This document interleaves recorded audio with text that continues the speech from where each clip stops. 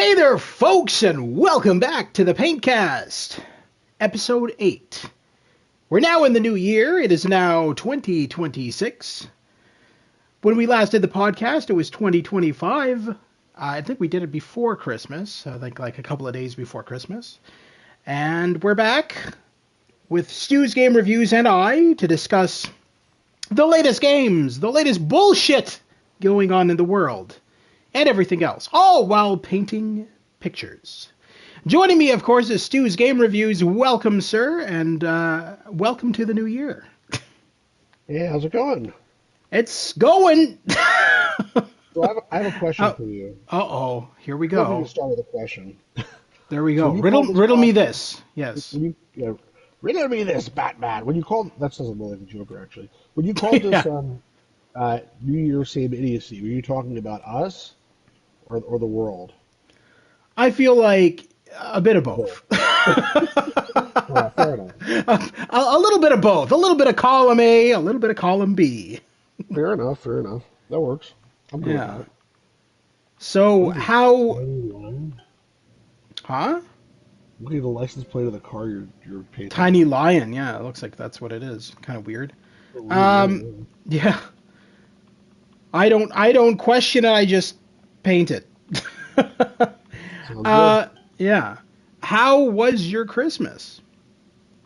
I feel like everything was over way too fast. It's like what's January 4th today, and I feel like the whole holiday season and New Year's and everything else just like flew by. Flew by, yes. I agree. Doesn't it always feel like that though? I feel like when you're young, when you're a young kid, it goes by a lot more slower. And then once you become, a mature adult, I mean, not in our case, of course, we're not mature, but I mean, once most people become a mature adult, it goes by a lot slower. I guess like if you have time to sit and just play games like for like old. When I was a kid, like if I got like a game as a present, I would like sit and play it for like 24 hours basically. But like you can't do that anymore. It's just too many responsibilities and stuff like that, and you got stuff to do.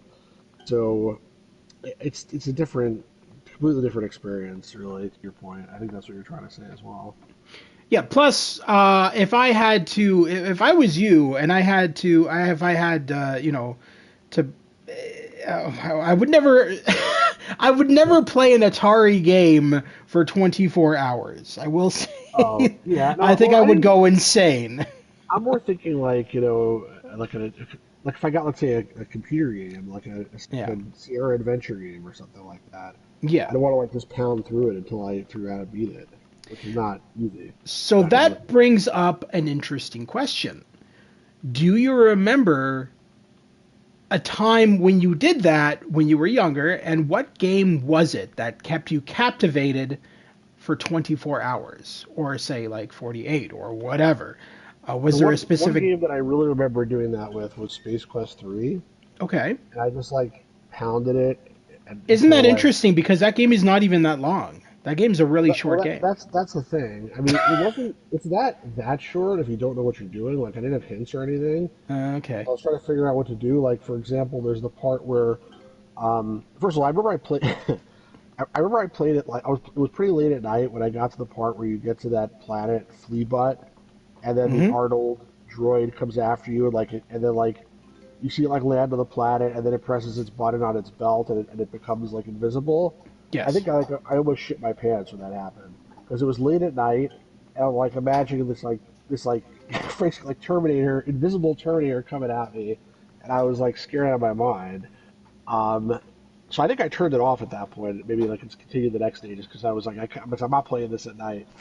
But that part took me a while to figure out because like it's not so obvious how you defeat that thing. At least it wasn't to me when I played it the first time.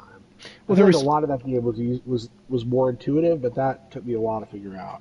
There was also two ways to defeat him as well. There was an easy way and a harder way, and the harder way would give you more points. Yeah, the easy way is the one that I think discovered on my own, if I remember correctly. I'm not even sure if I did though, because my dad had CompuServe, and I would sometimes log on there, and there's people that had hints and stuff. So that was before like the internet, really, but Yeah. there was still hints available there. So I may have gotten a hint. I don't remember anymore. It was such a long time ago, but I remember generally I did pretty well at that game. But yeah, it was. That's what I'm saying. It was so it wasn't that long, so like basically I spent the whole weekend and I beat it. And then afterwards, I was really pissed off because it was expensive. If you remember, that game cost like $60 because it Yes. actually at one point during the game it says, "Hey, what do you think of this game? Was it worth $59.95?" That's actually how much it cost when it came out. I don't remember if we bought it if it was like $60, maybe it was like 40. I can't remember. It may have been like on sale or something, but like it wasn't a cheap game. And No. basically, I spent the weekend and beat it, and then I was like, "What a ripoff!" Like that's it. Like it's over. So but it was a really good experience while it lasted. So it's pros and cons, I guess. See, so for me, Space Quest 3 is actually one of my favorite of the Space Quest games. And maybe, I don't know why I like it so much. Maybe it's the fact that, you know, Bob Seibenberg who was the composer for that game, who was also one of the musicians for the band Supertramp. Um, that could have been a reason. But I feel like I don't know. It just felt like the perfect length for me. It wasn't too long. It wasn't too short. It was just kind of just right for me. And if I you did enjoyed it every, too. I thought it was a great game. Just blew it's over real definitely fast. That's all. one of those games that I still replay to this day. Like it's a game I don't get sick of. Isn't there Um, like a remake of it or something, like an unofficial remake that came out recently? Or am I mistaken? you are not mistaken. I gave you the link for it. It's free. It's called Space Quest 3D, and I have it installed. I do plan to stream it at some point once we get the capture card working. Um, and when I do that, I'll have you come on mic and we can experience it together That'd be cool. and Yeah, I haven't played it yet. reminisce. Hmm? Pretty cool. I haven't played it yet. Yeah, it looks pretty cool though. I remember seeing pictures of it, but it's been a while already, so I thought maybe I dreamed it.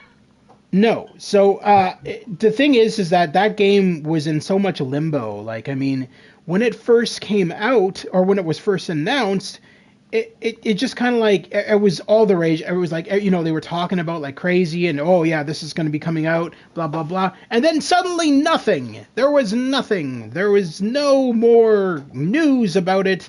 Everybody thought it was canceled. Everybody thought that the developers who were working on it, the fans who were working on it, moved on to other projects. And then suddenly, out of nowhere, it's been released. And Well, that's great. it released not that long ago. I want to say like maybe a year ago. You, you know Um, you know what I'm pissed at, by the way? no, but go on. The people that made that game, The Silver Lining, which is like Phoenix Online Studios. I mean, Yes. listen, they make you a free game. Like I have no right to be pissed at them theoretically, but they made like they put out this 5-part game. They made 4 parts, and then they haven't released the fifth part. It's been like 10 years, I feel like, and that would not be so bad in of itself.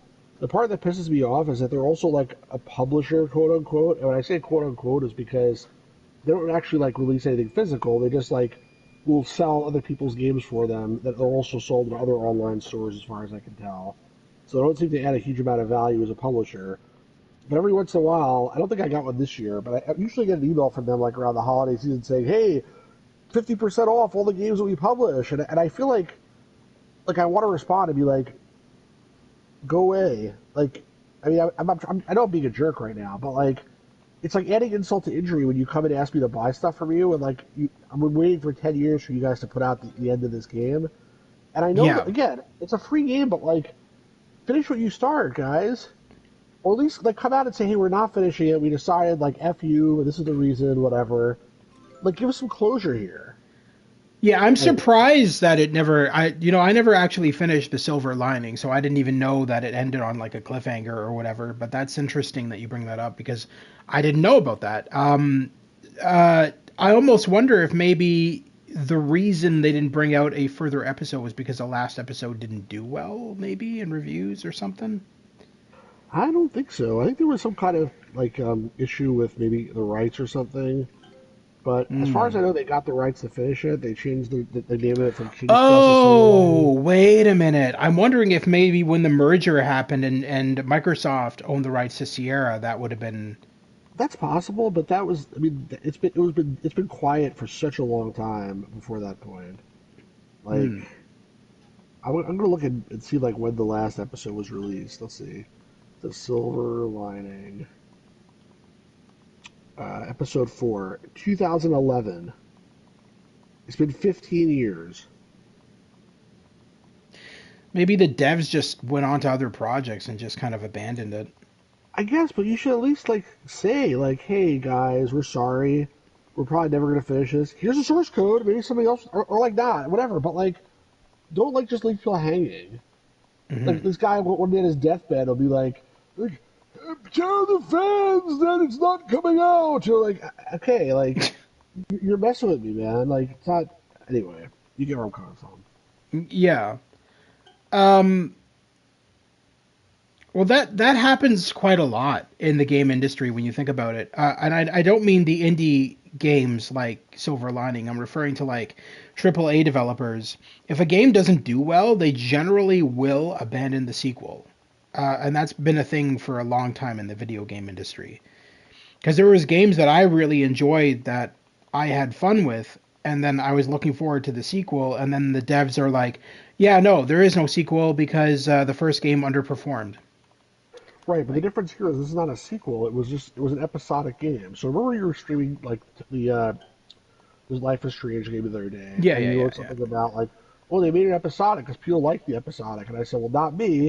And you probably thought I was just being a jerk, but this is the reason because like I have like a visceral thing in my heart against episodic games But because these okay, devs that like put out part one and didn't put out part two. okay, but that's a totally different context in regards to what I was playing because, as I stated, It's a little bit of a different context, but it's not totally different because I also have tons of games where it's like, oh, on the DVD, there's a season pass, and and episodes like 1 through 4 are on the DVD. But if you want episode 5, you gotta download it from the store that doesn't exist anymore. I'm just not a big fan of episodic for that reason. Listen, if it's self-contained and you make them all at the same time and you call it episodic, you can call it whatever you want for all I care. But the name episodic just so rubs me the wrong way. so modern day episodic games, it releases it all at once. Now, in the case of Dispatch, you okay? So let's go back here for a little bit. So let's go back to like original Telltale games, which I'm assuming you're referring to when you say episodic. So with those, as an example, you would pay like what was it like 10, $15 per episode, but you would have to buy them all separate. There was no season pass, or I mean, I don't remember there being a season pass There anyway. was a season pass. If I remember correctly, there was a season pass also, because that's what I ended up buying. I don't remember though if there was a season Okay, pass that was available at the beginning or if they only made it available at the end. I okay, don't. but irregardless, back then, when you were buying episodic games, you'd have to buy each episode separate unless you bought the expensive season pass. It's not like that anymore. Modern day episodic games, with exception to the recent Dispatch game, and I'll go into that in a second. But as an example, the new Life is Strange game that I was streaming when you were a part of that, that is every episode is included. So you pay $60 for the full game, and all the episodes are automatically included. You don't have to download them separately. You do one big install, which is I think it was like 60 gigabytes, and you have all the episodes. That's how most modern episodic games work nowadays. You don't download episodes separately. It's all included in one big collection. Yeah, And that's fine. the only reason they keep them episodic is because a lot of devs who make those kind of games, they like to make it almost like it's a TV series. You know, it adds a cliffhanger element where you're like, oh shit, well what's gonna happen next? Whereas if it's a standard game, you're not thinking that. You're just like tumbling through it. Whereas when it's episodic, there's more what's the word I'm looking for? Bullshit. I'm just kidding. More bullshit. No, no, more. It's more intense, I think. Now, in the case of Dispatch, that played out a little bit differently than Life is Strange. So in the case of Dispatch, I know you watch me play a bit of that game on my channel, I'm pretty sure. And in the case of that one, Ad Hoc Studios, what they did was they would have you buy the full game. There is no option to buy each episode separately. You buy the full game, and the episodes release over a week period. That was the case of Dispatch. So like you would buy the game and you would have access to episodes 1 and 2 right away. And then a week later, episodes 3 and 4. Then a week later, episodes 5 and 6. And then a week later, episodes 7 and 8.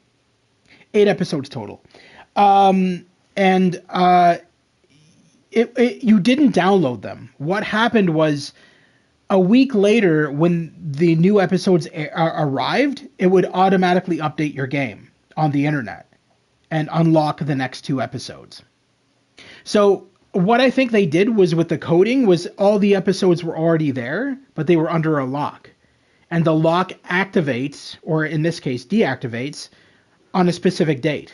Do you understand what I'm saying? Sort of bullshit, but yeah. Well, I mean, they wanted it to be like a TV show, and if you actually saw what Dispatch was doing, it did feel like a Netflix series. So I mean, Which was the one where they had Dispatch is the one you played with the superheroes, right? Yes. Which is the thing that came out like a year or two ago? It was Microsoft maybe, and it was like it was a mixture between a game and like a TV show basically. Or like in between the chapters of the game, there was a TV show you're supposed to watch. You're thinking of Quantum Break, maybe? Yeah, that was it. Quantum Break. Yeah, I didn't play that, but that to me seems like a reasonable like reason to have episodes if you have some other type of media you're inserting. Okay, the biggest problem I have with Quantum Break, and I'm a fan of Quantum Break, so don't get me wrong, but my biggest issue with Quantum Break is 2 things. One, it's an Xbox exclusive, so it'll never be released on any other console. So unless you have an Xbox or a PC, you're never going to be able to play it.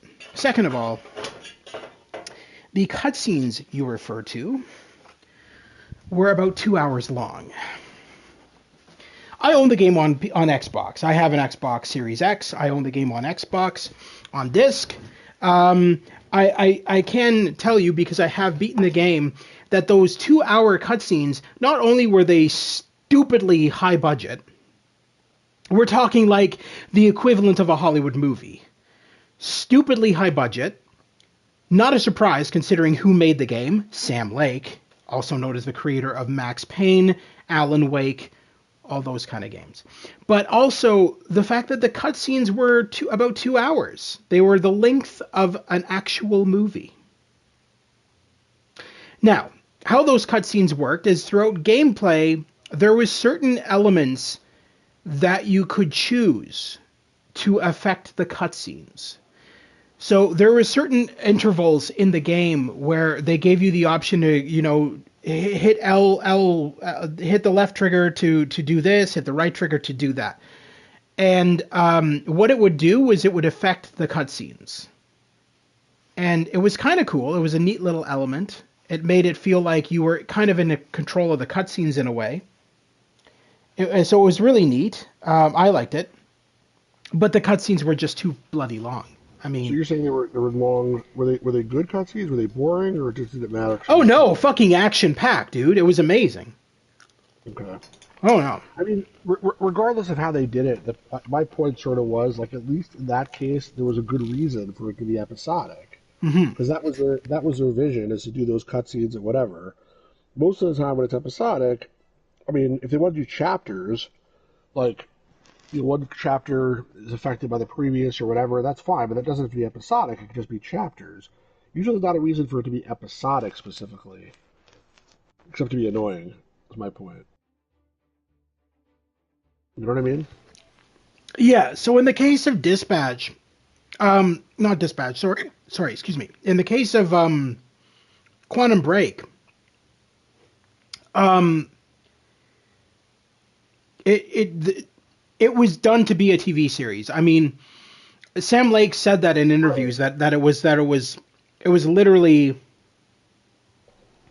So my understanding of it was, originally it was supposed to be a TV series. That's what he was trying to do, and then I don't know exactly what happened, but it ended up becoming a game. But Right, so there it made sense. That's all I'm and saying. have you ever played it, Quantum Break? No, no, I haven't. I have it.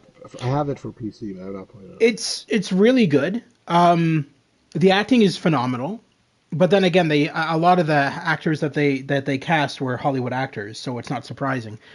Um, then it was very well directed and everything. It's very action packed. Like I said, there's a lot of shooting, there's a lot of explosions, there's a lot of killing, and it's not corny. It's over the top. It's typical of what you would experience in a Hollywood movie, a good Hollywood movie. So it's not corny. At least not to me, it wasn't anyway. And I forgot they uh, ever made an the FMV game back in the day starring William Hootkins. who That the would have been a fuck is good that? game. Who the fuck is that? I feel like you just made up a name. William, yeah, Well, Will, that guy, William he's the guy. Hootkins. He's the guy who played Porkins in Star Wars.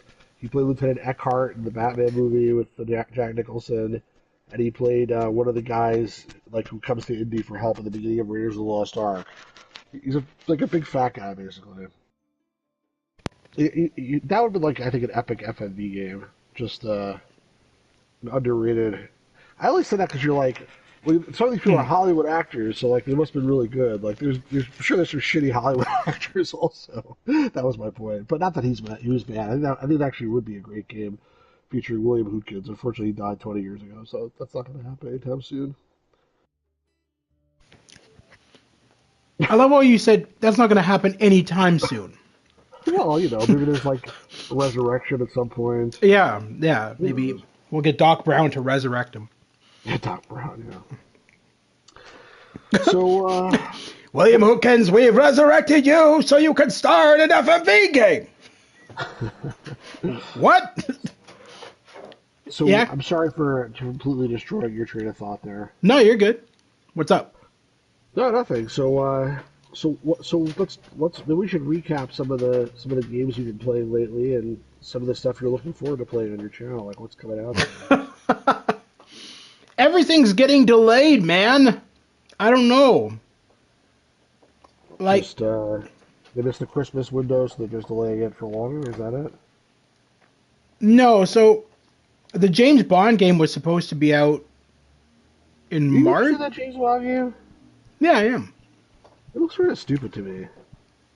I don't. I'm not a big fan of like prequels. It's like, you know, James Bond, is now like an infant in his crib. Can he crawl out of the crib and Okay, get the but that's not what bottle? the game is. I guess you didn't I know it's watch not. any I don't. gameplay. No, I'm exaggerating. I'm Oh, you exaggerating. But are like, big time. I want to see. What do I want to see? Like James Bond his first assignment, whatever. Like, let me see James Bond his current assignment. Like, you can't think of something new. It has to be something old. I just feel like it's so lazy to do that. Honestly, I don't know. that's what. It's also based on the books. It's not based on any of the movies. So they're going with the original source material. That's why they cast a new actor for Bond. I think it looks good. I've watched gameplay of it, and I'm excited to play it for sure. I like all the gadgets. It's more gadget oriented. So all the previous Bond games were shooters, for lack of a better term. They were all first person shooters. They had emphasis on gadget play to a degree, but it wasn't the overall gameplay. Bond was always a gadget man, at least in certain iterations of Bond. He was not a brawler, at least not until Daniel Craig, when Daniel Craig took it to the nth degree and made Yeah, I him wasn't nothing a but a huge fan brawler. of Daniel Craig either. His Bond movies were pretty good. It wasn't like they were bad, but it just didn't feel like I'm Bond. not. I'm not saying that. I have no issues with any of the Bond actors. I think they're all unique. They all brought their own takes of Bond to the table. Uh, Daniel Craig is certainly not my favorite Bond, and never will be. But I have nothing wrong with the actor. I think he's really, Well, no, really a good actor. I thought they did a good job. I thought the movies were even pretty decent, but I just didn't feel like it didn't feel like Bond. That's the thing. Like you said, he was a Yeah. brawler. Like they So should be consistent with the character. my favorite Bond was Sir Sean Connery, and second would have been Pierce Brosnan, who I thought did a good job as well. Not a fan of Uh, Roger Moore. I No, not you're saying yours is Roger Moore, or are you saying No, what? I didn't say that specifically, but I grew up with Roger Moore because he was Bond when I was growing up. So like that was like Sean Connery was before my time, quote unquote, for the most part. Roger Moore was the guy that I grew up with, and I liked his movies. Mhm. Sean Connery movies are good too.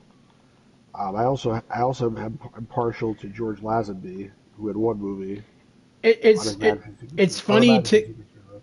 it was funny to cast Sean Connery as Bond because Bond is supposed to be, at least in the books, was supposed to be like a British spy, and then in comes Sean Connery, and I believe that they, if I remember correctly, and I might not, they actually like offered the role to Roger Moore first, I think. And he said thought he was too old or something like that. And then they went to Hmm. Sean Connery. Um, and then they eventually went back to Roger Moore, and obviously he's much older at that point, and he took the role at that point. Hmm. Um, that's my recollection, but I have to look that up to see if I'm just making it up or not. You might be Uh, right. I wouldn't know. You might be right. Um, I found it funny that for the Bond games back then on the PS2, and I think they were on the original Xbox as well. Um, uh, so they had sound-alikes, not even sound-alikes. They had like voice actors. It was so weird. So like the first Bond game was with Pierce Brosnan, which was not tied into any of the movies. Nightfire. They used Pierce Brosnan's face, but they didn't have his voice, and they didn't bother to ask him, which I thought was really funny. They were like, "Oh, you mind if we use your face for the game?" Yeah, yeah, sure, fine, go ahead. But then they didn't ask him if he wanted to voice the character. They just went with some random voice actor who sounded nothing like Pierce Brosnan. And then Pierce Brosnan for future games contacted them and is like, "Yeah, what if we use my voice as well?" oh, They're like, interesting. "Oh, what a good idea! What a I don't novel know. concept!" I like Pierce Brosnan as well as Bond. I did not like the guy before him, Timothy Dalton. He just Okay. felt like a stiff. I don't know. And Craig is fine. Not it just doesn't feel like Bond really. But yeah, so you're looking forward to the new game. Yeah. I mean, I was until you started bashing it. No, I'm just joking. Well, I Uh, predict a lot of people are going to like it. A lot of fools, and it's oh, going to a suck. lot of fools. Okay. All right. I'm just So joking. if I no, anybody I watching this podcast is really looking forward to the Bond game, Stu's Game Reviews thinks you're a fool. listen. If I didn't present a contrary opinion, then this podcast would be extremely boring, much more boring than it already is. If I didn't like at least say like I disagree with you about some stuff. If I was just like, oh yeah, yeah, I agree. What do you think about that? Oh yeah, I agree too. Like that was pretty boring, right? So no, I think it might be a great game. I don't know. It's just like it's if it's a good, like I said, I'll play it hopefully at some point It's regardless if it sucks so or it's it's more gadget oriented. From the gameplay I've seen, there is combat, there is shooting, but it's not taking front and center stage. Do you understand what I mean? It's more so what is it? Stealth? Okay. stealth and gadget oriented. Yes. So you have your like gadgets. They introduced all these gadgets. You have a wristwatch that shoots poison darts, things like that. Yeah, there's a lot more gadgets and a lot more like abilities like that. Now, granted, they do give you guns, so if you are the run and gun, you have the option of doing that. But I think they reward the player for being more stealthy. Okay. Interesting. Yeah. Now they also the gameplay that I've seen, you also get his vehicles. You get to drive around in his cars, and the world is pretty fleshed out and large. So I wouldn't say it's open world, but it's certainly open world ish. So it looks really interesting to me. Now, that game was originally, as I stated, was supposed to come out in March. It's now been delayed until like the fall, if I remember correctly, or something like that, of 2026. And it seems to be that that's what every game company is doing. And the reason, at least my opinion, as to why they're doing that is because the PS6 and the Xbox, whatever the hell it is that comes out, are coming out at the end of this year. So a lot of game companies are like, well, let's just delay it so that we can, release these games on multiple platforms, meaning the PS5 and the PS6 or the Xbox Series XS and whatever the next Xbox project is. I haven't been really following it, but that's my opinion. Is that that's what they're doing? They're delaying the release date of games so that they can make more money. Yeah, I guess. So what else are you looking forward to aside from the Bond game? I mean, Grand Theft Auto 6, but so is everybody and their grandmother. I mean, That's not coming out for a very long time, right? well, they claim it's going to be out in November of this year. The CEO actually went out recently and said, "Oh no, it's gone gold. It's going to be out November of this year. That's a guarantee. We're not going to delay it anymore." But I don't believe anything Rockstar says because they delayed games for like fucking upwards of 6 years in the past. So I don't listen to anything their CEO says because 90% of the time what he says is never factual. Mm. So we'll wait and see. Yeah, well, that's so far on the horizon in my opinion. It's not coming anytime soon. Is there anything that's coming out like in the next month or two that you're looking forward to that you're aware of? No, not really. There hasn't. It's going to be a slow year for games. It looks like. A slow year. Maybe a slow couple of months, right? Not a slow, hopefully not a slow year. Well, I look at games. There's a website that I follow that lists all the upcoming games coming to console and PC and everything, and there's very little. And a lot of the stuff that is coming out is very indie stuff. So no, it looks like it's going to be a slow year. Now, What about in terms of games you played recently? What have been the highlights? um, I recently picked up. I want to say like last month during the Christmas sale, I picked up Baldur's Gate 3. Have you played it yet? I played a little bit of it. It's turn-based What do you combat. think? I don't dislike it, but I'm not really a big fan of turn-based combat. So it's taking me some getting used to. I don't dislike the game. I've been having fun with it. Um, yeah. Um, My son has that game, and he got it last year. He plays it quite a decent amount. It's, I mean, there's a lot of choice involved. It's not just like it's a pretty well designed RPG. Let's put it that way. There's a lot of different options and things that you do like make a big difference. Like he's like killed characters who were supposed to join his party and he didn't know it, stuff like that. There's some guy who was like started up with him. He just pushed him off a cliff and killed him. That guy was a potential party member in the future. So there's, I mean, I like the fact there's a lot of actual choice in the game. So well, I think that's why it was made Game of the Year winner that one year because it was a game is a game that allows for multiple different choices and multiple replays. It's a game that well, you can finish and not even experience like 90% of the game when you're done. let's talk about some of the stuff you streamed on your channel recently in terms of newish stuff. Okay. First of all, should we talk about Simulator Films a little bit? What would you like to discuss about them? Well, just the fact that like we were streaming one of their games the other day, and then like he commented that he was watching the live stream and all that stuff. I thought that was pretty interesting. Yeah. Yeah. Um, he Your told me in games the are pretty past. insane. He told me in the past though that he usually because not a lot of people. It feels almost like his games are a niche market. Like there is certain streamers who stream his games, and then certain streamers who don't. A lot of people don't even know about his games. So I feel like from what he told me in the past, he tries to watch everybody's live streams. Of course, it helped that I tagged him in the post, right? I tagged Cumulator's Films, Ah, okay, so got it. I think that's why he saw it. But anyway, um, he seemed to enjoy the stream. He liked our banter. He apologized for the game crashing, and I said, "Dude, it's not even your fault. It's like a Sony issue. Like, well, it's not like I'm gonna come after you and be like, yo, this your game sucks, man.' No, I Well, wouldn't it's do just that. they're obviously we're not. I mean, we're trying to be nice in general, but Hmm. they're their games are pretty crazy, I will say. I mean, it's how many games do they have? Like it's a lot. I mean, it feels like they made at least 10 games, right? Maybe more. Um, no, I don't think they've reached quite 10 yet, but they're getting close.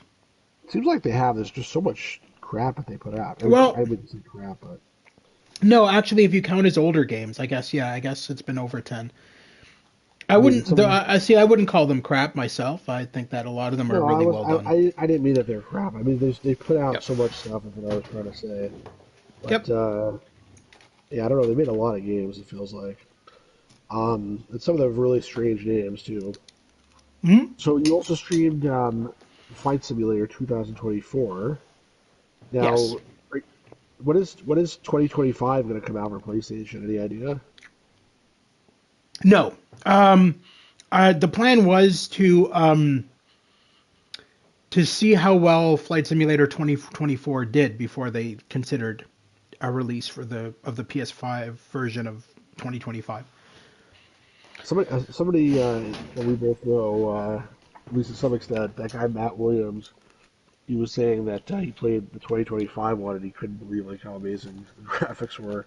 Yep. So I mean, it was pretty great in 2024, but I guess they get better every year. Yes, because they improve. They figure out what works and what doesn't work, and then they improve upon it. They also listen to the community as well. A lot of game companies do that nowadays. They actually do listen to the community and will take the community's advice. That's why a lot of game developers don't beta test. They don't hire beta testers anymore. Instead, they get the general public to beta test. I'm sure you know about that. I It's mean, not officially, but that's like super annoying. Like as a gamer, like I don't. Sometimes I get requests if I do something on Kickstarter and then like back something on Kickstarter, they're like, hey, we're looking for people to beta test our game, and I was like, no, I don't want to do that. Like I'm sure there's a lot of people who jump up and they're like, yes, I want to beta test your game. That's great. I love the game so much. I want to play it as soon as possible. And for me, it's like I want to play when it's ready to be played. Like I mean, if you want to test it, you can pay me. But because I'll do a good job at testing it, but I'm not just gonna test it for free, like for no reason. Like I don't like it that much. I want to have a good experience, not like a bad one. But I don't know. It's just me, I guess. What about yeah. you? Um, I've never really done beta testing. I signed up for beta testing, but I never ever got chosen. At least not that I can remember. But I've done beta testing in the past, but it was like a situation where it was like a friend, and like, oh hey, can yeah, you look at this for me or whatever? Okay, sure. I'll do that for you as a friend. I have no problem. But like, I wouldn't do it just because I want early access to the game. Is my point. hmm Because I want access to the game only when it's ready.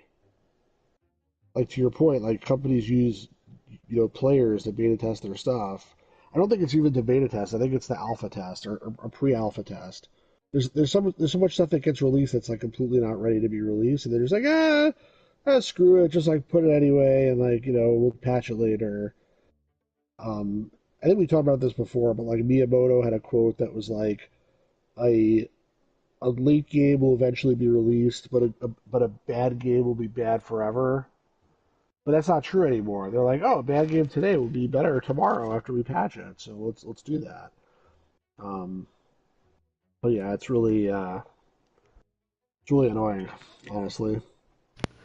I feel like after the fiasco with Cyberpunk 2077, a lot of games started to take note that maybe releasing a game that's not finished is probably not a good idea. Well, there are some like magazines and other like outlets that basically their policy is they're not going to update their scores.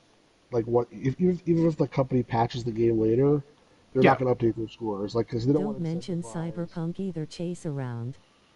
Hey there, James. How's it going? Hey James, how you doing, man? How you doing? We're just talking about everything as we normally do. Um, but yeah, no, I mean, I've heard of that too. That some reviewers do that. They'll review the initial product, and even if it's in terrible shape and gets patched later, they don't give a fuck. They're going to rate it the original rating and move on. And Cyberpunk definitely got the brunt of that. And their CEO at the time was fired because he was a complete asshat. Because from my understanding, what I remember reading was like some programmers came forth and said to the CEO or whatever, the guy who ran CD Projekt Red, and said to him, "Yeah, this game's not ready. We're gonna have to delay it some more." And he said, "Nope, we're sending it out. I don't care that it's not ready. We're sending it out."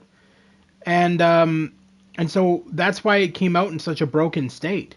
But nowadays, if you were to play Cyberpunk 2077, it's great. It's fantastic. It's a work of Well, what fucking happened to art. that guy? Huh? What happened to that guy? I had an argument the other day with ChatGPT. You're a Star Trek. Hold on. No, hold on. We're gonna go back. We're gonna rewind a bit. No. We're not gonna let that one slide. You had an argument with an AI? I'm gonna explain to you. You know the Star Trek episode. You're a Next Generation fan, right? Yes. Do you know the episode where they send Picard? They take over. The Enterprise is given to Captain Jellicoe. It's a 2-part episode, and they send Picard on some stupid mission to find something that's not really there. And then he gets captured by the Cardassians, and he's tortured, and he sees there's only 4 lights. You know that episode? Yes. Okay.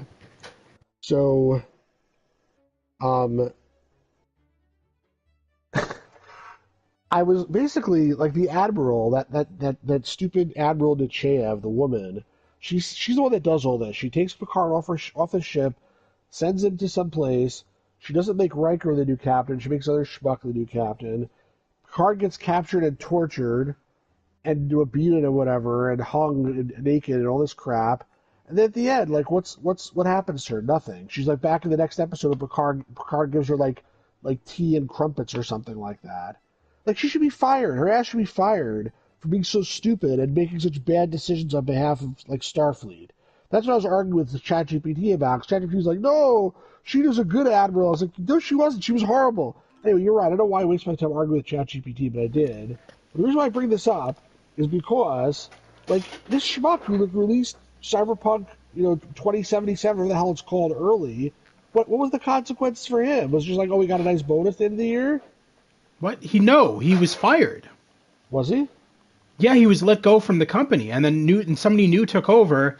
Then they moved CD Projekt Red from Poland to Canada. Oh, really? Mm-hmm. CD Projekt Red's not in Poland anymore. I didn't know that. So I don't know if they moved to Canada or they branched out. It's one of the two. But yeah, no, they did a lot at that company.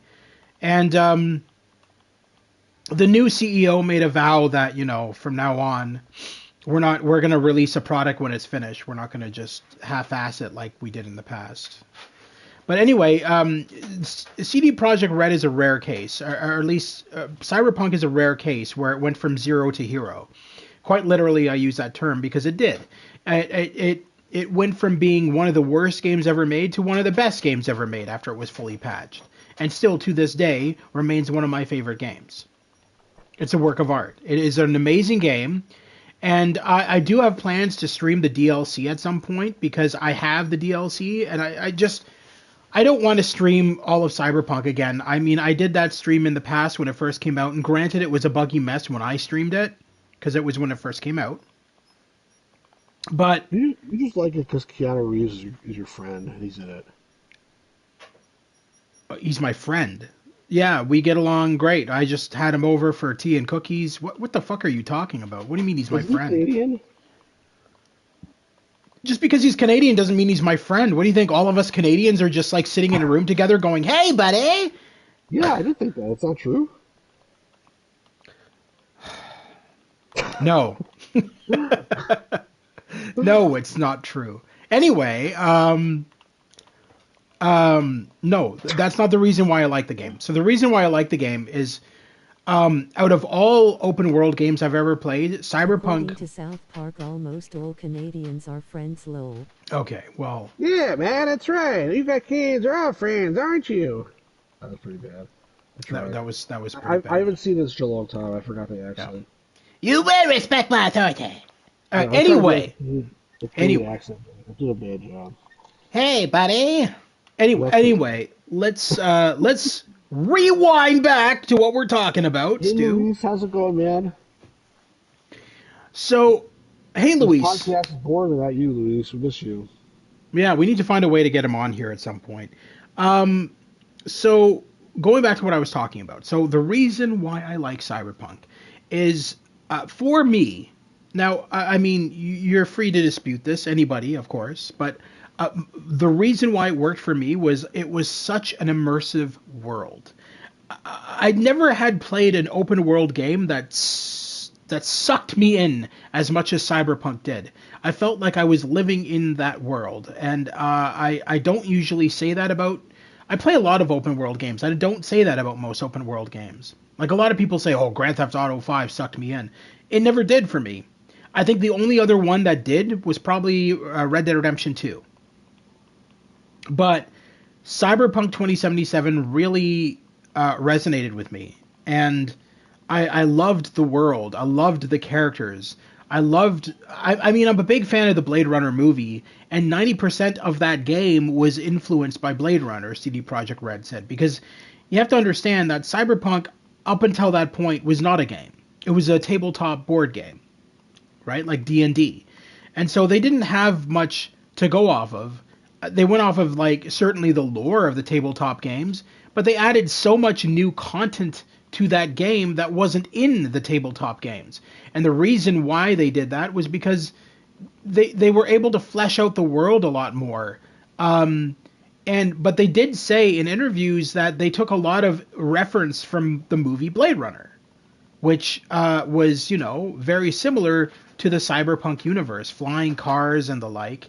And you actually, there is actually an Easter egg in the game, and I have screenshots of it because I found it, where you can find Roy Batty in the game on top of a rooftop, a specific rooftop. You climb up onto the roof, and it's pouring rain as soon as you get up to the top of the roof, and Roy Batty is there, and it's actually him. They actually put him in the game. And he's dead. He's like laying there because it's from the scene near the ending of the movie where he dies up on the roof. Oh yeah, So that's that's in Cyberpunk. yes, I have screenshots of it. I took screenshots. I can send them to you if you want after we're done Just with an the Easter podcast. egg. Yeah, it's an Easter egg. Yeah. That's interesting. I never heard of that. That's pretty cool, actually. There's a lot of Easter eggs in Cyberpunk. I haven't even found half of them yet. There's so much hidden content. That game. So first of all, the map in that game is ginormous, and so I mean, there's so much to explore. I'm still playing the game. I mean, I've beaten the game hundreds of times now, but I still replay it, and I still find new shit that I've never seen before. So it's a pretty impressive game. Like granted, like I said, when it came out, it was a mess. I remember when I streamed it. One of the streams, I was playing it, and I my car literally clipped through the road. I was like driving on the highway, and my car clipped through the road and tumbled endlessly. And then when I went to load my autosave, it autosaved right as my car was tumbling through the road. So I was in an endless loop. It was a mess. It's not like that anymore. It hasn't been like that in a long time.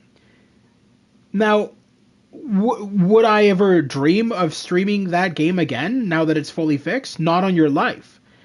And Well, not because I don't want to. It's because that stream was like in 50 parts or something like that. It was so fucking long because that game is stupidly obnoxiously long. Especially if you're doing all the DLCs, or not all the DLCs, sorry, all the side content. It's really long. And it was one of those games where I streamed it, and I didn't realize how long it was going to be. I was like, well, this would be maybe 10 parts. Yeah, 50 parts later. Like, well, I no. mean, driving through the floor is one thing, but the thing that happened with the genitalia was like the much bigger problem in that game. What do you mean? There was a whole thing where, like, on some of the versions, basically, like, people's genitalia were clipping through their pants. Oh, that was fixed a long time ago. Well, I mean, yeah, but it was still pretty bad. Yeah. Um, so I mean that's the type of thing that'll destroy the reputation of the game forever, basically. Oh, I wouldn't say that. Um, I mean, there are still some people who probably boycott the shit out of that game, but that game, I feel like a lot of the haters are now fans. Um, yeah, no. In the case of Cyberpunk, it all the work they did to fix it and everything, and all the extra content they added and all that kind of stuff, it just helped strengthen the community, the fan community. So that game is doing well for itself. I mean, it's if you look up the stats on it, it made back everything they spent on it and more. I think it's done well for itself. Um, Pirate Gear Boys just said something which got blocked. That's I fine. played Cyberpunk once years ago, was okay, but I liked GTA 5 better and so never played it again basically. I would suggest going back to it. Because they added a lot of new content to it over the years, and you're gonna find new cars, new weapons. You now have the ability to, at least in the DLC, you have the ability to shapeshift, which is really cool. So if you have like cops coming after you, you can shapeshift into a random civilian. There's a lot of really cool features in Cyberpunk that were implemented over, not necessarily when the game came out initially, but over time were implemented. And the game evolved a lot more through patches and updates with new Also, content. my other message got blocked or something, Stu said. Well, it got blocked twice. It got blocked first by YouTube, and then it was blocked by PS5. The bot didn't read it either. Hang After on, hang on. Let me go look. no, Let me see. I can tell you what it is. He said, "What's this talk about genitalia? LMAO."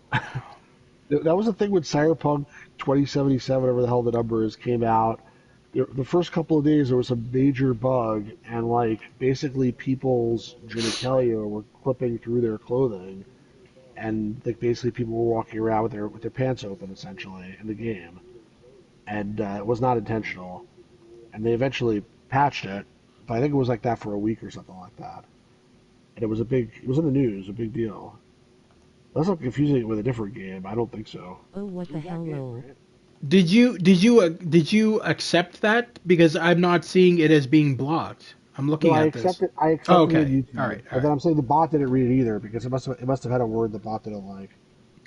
Okay, so I'll explain something here. So initially, when I first started this channel, Yeah, you told me uh, this already. yeah, I had a bunch of porn bots like coming in and being like, "Yo, let's have sex" and stuff like that. And I'm like, "What the fuck?" And so I had to like set parameters on my bot to get rid of these fucking bots coming in and just being nuts. And I don't know where the fuck they even came from. And now Stu gets those on Twitch, lol. Wait, do Well, you get them on the Twitch? ones I get on Twitch are just some guys that says, "Want lots of viewers on your stream? Go to this site.com and like pay us money, and we'll give you fake people to watch your stream." That's what I get on Twitch. Yeah, and if you do that, guess what? Your channel What? gets blocked. Well, nobody watches it anyway, so it wouldn't make a What? big difference. Nobody watches it anyway. It wouldn't make much of a difference. Years ago, I streamed a game Transylvania. Pirate Game Boy probably remembers this, for Apple II on my YouTube channel. And then like all of a sudden we're like getting like 200 people watching, and I was like, "Holy cow, what's going on here?" And then my brother showed up, and he basically said he paid some site in India like $2 to get 200 concurrent views on the channel. Like I didn't ask him to do it. I didn't know he did it, but he did that just like as a joke or something. It was crazy. Like it was like $2 he paid. If it was like $20, he wouldn't have paid it. Trust me. So that's how much they charge for. Supposedly they're not bots either. Supposedly it's actually just people that have time and plenty of no life and lots of time, and they don't mind doing that. But who the hell knows? Cute. So they don't actually watch your channel though. They just like Correct. subscribe. Well, they don't even subscribe. They're there. And they're like, it shows a lot of viewers, and then like maybe Twitch or YouTube will think, hey, this stream is like blowing up. Well, let's send some more people to this stream. I think that's the idea. They're even commenting too, if I remember correctly. They're going like, oh, this is great, I love this, stuff like that. They're like, right, like also stuff, and I was like, oh, well, thanks, like, subscribe to the channel. I'd I had never no do idea that they were all myself. like, they're just random people. Yeah, I wouldn't do that either, but because No. it's dishonest. Yeah. No, But a lot of I people are dishonest. I definitely wouldn't do it either. I'm surprised you didn't yell at your brother for doing that afterwards. There's this there's this channel called Game Sack. Have you ever heard of He it? changes the topic. Did you No, see that? I'm Yeah. not changing the topic. It's the Oh, same okay. All topic. right. Okay. All right. There's a channel called Game Sack. Have you ever heard of it? No. Have you heard anybody here heard of Game Sack? It's like some channel, like a gaming channel. Um, and I remember like, first of all, I don't watch it. I don't know if it's good or not. I mean, I saw like one I video when have. it first came out, and it was always okay.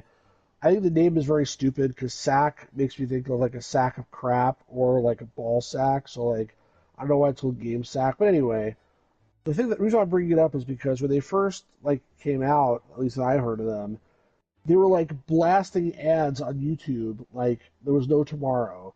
They must have taken out so much. Like it wasn't like just on a stream you'd see an ad. It would be like on the YouTube homepage. There'd be all of a sudden an ad for these guys. I saw ads for them up the wazoo. That turned me off by itself. But somebody must have spent a ton of money to jumpstart that channel and get subscribers to show up. And I'm not saying they did anything unethical or anything like that. Maybe all they did is just blast tons of ads, and they got a bunch of people to be like, "Oh, this looks interesting. Let me click on it," and they got a bunch of viewers that way. But I don't know. It turned me off completely personally. I don't I know. used to watch them so much years ago, still watch their vids from time to time. Though only Joe is hosting it now. What happened to the other guy? There was like two guys, right? Yeah, there was definitely two guys. I mean, I hear he's a Hmm. nice guy, Joe, and he seems like an okay guy. I don't have anything against him or anything, but like, I get turned off when there's like mass, I don't know, when people when there's like when I feel like there's just some kind of come watch this just because I paid money. It doesn't really interest me that much. Yeah. Anyhow, No, I've never heard of that channel at all. well, you should check It's a Interesting. it out. great channel. One of the guys left after some time. Yeah, you Really seem to good like it. content. I have a signed copy of Altered Beast on Sega Genesis autographed by Joe and Dave of Game Sackle Mao. I feel like some of their first videos that I heard of, or at least or saw, was like Nintendo versus Sega type thing, if I remember correctly. I think I watched something from them. Yeah, and so they both seems like Luis and Pirate Gamer will both like it, so maybe it's a good channel. Again, it might be. I just I don't know. I guess I have high standards for content. It's ironic coming from me. Okay. So you've heard it here. You both have low standards according to Stu, and he has high standards. That's not what I said. I know. I'm just trolling. I discovered them initially through their laser active video. Oh, Laser interesting. active video. I made a laser active video. Laser active is like basically Pioneer made a laser disc system that could play games, and there were some games that are on laser disc, and also you can get like a module that it could play like Genesis games and a plug and play. There was a module that could play like other types of games, like TurboGrafx games. I forget which ones. They're super duper outrageously expensive today, and they were expensive then too because Laserdisc was like expensive technology. But now they're even more expensive. But there's some like exclusive games on that platform, which be nice if I get to play them one day, but I'm not holding my breath for it. Any games coming out? Pirate Gamer Boy or Luis? These guys are It used interested in? Sega Genesis and PC Engine modules to play Laserdisc games that use either hardware as a basis. Yeah, PC Engine is TurboGrafx, right? That's the same thing, I believe. You know what you Um, guys are reminding me of? When I was a kid, there was an Eaton store. I don't know if Eaton exists in the U.S. or if it's a Canadian I franchise. think I this is the think. Canadian store. Okay. It's like the Eden Center, right? No, the Eaton Center is a mall. Right, but that was based around Eden. Eaton's itself was a department store.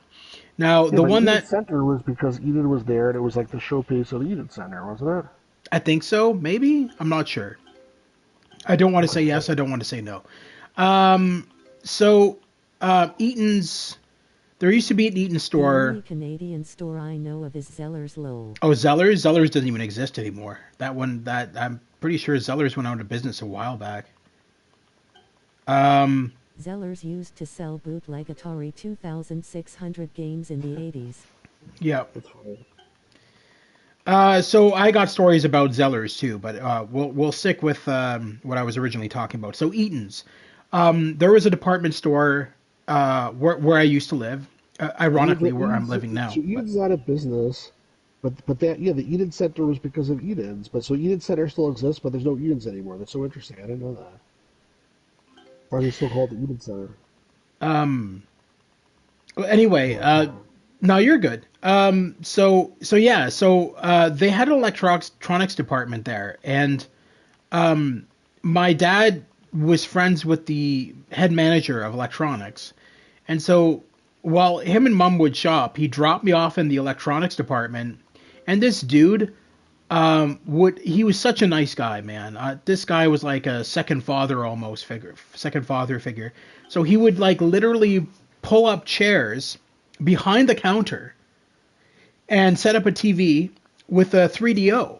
And me and my sister would play on the 3DO while he was helping customers. So we would be Wow, behind the counter playing on the that's nice. 3DO, and he would, yeah, and he would like basically babysit us while my parents were shopping. It was really cool. And That's really cool. this guy was awesome. And I mean, I think deep down he wanted me to buy the 3DO. So I was playing the Horde, and there were some other games that I played on the 3DO was pretty 3DO. damn expensive though. 3D Huh? is cool. 3DO was pretty darn expensive though. It was, yes. Like Um, probably Canadian dollars especially. Probably like $600-700 easy. but this guy, I was asking my mom about him more recently. I Escape was from Monster Manor. talking about him more He recently with my doesn't mom. work, as he said. He was high back then all the time, Park here, boy. You're asking the Okay, wrong person. yeah, totally. I was just off my rocker. So why is it saying paint this? This has already been painted. Oh, it's missing one fucking thing. Okay. Um, stupid. Um, all right. So yeah, What you say? years like more recently, I brought up that story with my mom, and I was like, "Do you remember that?" And she's like, "Oh yeah, yeah, yeah." She's like, "You know that guy's dead, right?" I'm like, "What?" Oh, I had really? no idea. Yeah. So apparently he died That sucks. a couple of years ago. Because I would have loved to have met him again, like said, "Oh, now that I'm living back here again, right? Because I'm living back here again." And just meet up and maybe for a coffee and be like, "Yo, I just want to say thank you for the past when you used to like babysit me and my sister and let us play on the 3DO or whatever." But I That's can't do sad. that. Yeah. Well, it says I here have that a Eden discussion, Center but was, it's or dark. rather Eden's in general, the department store was founded by a guy named Eden Wong. That was his name. Hmm. Eden Wong. Eaton Long, you said, or No, Wong? Eden Wong. Long. No, W. Oh, Wong. Interesting. Eden Wong. No, that's not true. I just made that up completely. Okay, I figured. Eden was actually his last name, but it would be funny if it was his first name. I could come with a lot of good last names. Um, we got several people here now. As for what you said, I think it was Pirate Gamer Boy said you have something to bring up, but it's dark. I don't care. This stream What is did he as say? much about you as it is James about said that. us. Be So, careful. James said that, not Parrot Gear Boy. oh, was it James? Oh, well then never mind, James. Forget I said anything. No, I'm just joking. What did you want to bring up, man? Um, but yeah, no. As a general rule, provided it's fits in with Yeah, the I YouTube didn't say that, lol. provided it fits in with the YouTube guidelines, I don't care. Um, I think like he means it's his bedtime. He says he wants to talk. He wants to say something, but it's already getting dark out. no, he said it's rather dark. Yeah, I mean he means outside. No. Are you sure? Maybe next time I go back to Canada I Jesus would Christ. meet with Grotto. I couldn't meet with Stu because ICE would deport me lol. You didn't tell me that being politically accurate. That's so true and so funny at the same Well, I time. really hope it's not true. It's messed up. I No, mean, it's pretty true. Yeah, I honestly don't know how it works right now if people are coming to visit the United States, but that's pretty it's bad. messed up. It's pretty bad. Well, again, I don't Speaking know of what to say. which, what do you think about what just happened recently with Trump going to Venezuela? I mean, Heavy sigh. I see. I see. Nothing more needs to be said, does it? probably not. I mean, Yeah. this is the thing. But I was gonna say, like, in theory, like, if it wasn't Trump, in theory, like, the guy is was a dictator and his people supposedly hated him, so you would think there's some positive there, maybe. But like, he just seems completely out of control to me. Is the bottom line. I don't trust him, and I don't trust his decision making capability, and I don't know what the next steps are. It seems like all the U.S. allies pretty much. I'm not sure about Canada. Most of the U.S. allies basically said, well, we need to make sure that we don't escalate the situation further, and we keep international law. But like the non-allies, the people that hate the U.S., like are basically saying, this is It was like the next Call terrible, and of Duty we're going to game, escalate or extraction of the president in a faraway country. yeah, it does seem like that basically. Somebody was I don't know if this is true, but somebody was saying on social media that I saw that Obama had originally condemned this guy, and then Biden put out a bounty on him. So it's not like he's a good guy. I think it's generally agreed that he's a pretty bad guy, and he was if I understand the situation correctly, there was an election that basically he said that he won, and it didn't seem like he actually won it. It seemed like he really lost, but he just was holding on to power illegally. So this is from what I can tell, a bad dude. This guy Maduro, and he deserves to not be in power anymore. And it's probably better for the country if he wasn't.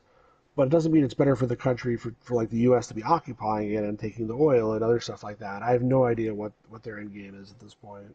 So I guess we'll have to just wait and see. But it feels very destabilizing. Let's put it that way, just from the perspective of it's like, okay, what are you gonna do about it, other countries? I guess nothing, hopefully, right? Maybe you do nothing, or maybe you will. Like, I don't know. I also read, by the way, that I don't know if this is true because it's hard to tell what's true anymore. But I read that there was like some Russian um, support that was given to Venezuela. The U.S. actually fought some Russian ships or something. But again, I don't know if that's actually true. Anybody hear anything about that, or is it just me? I'll look it up right now.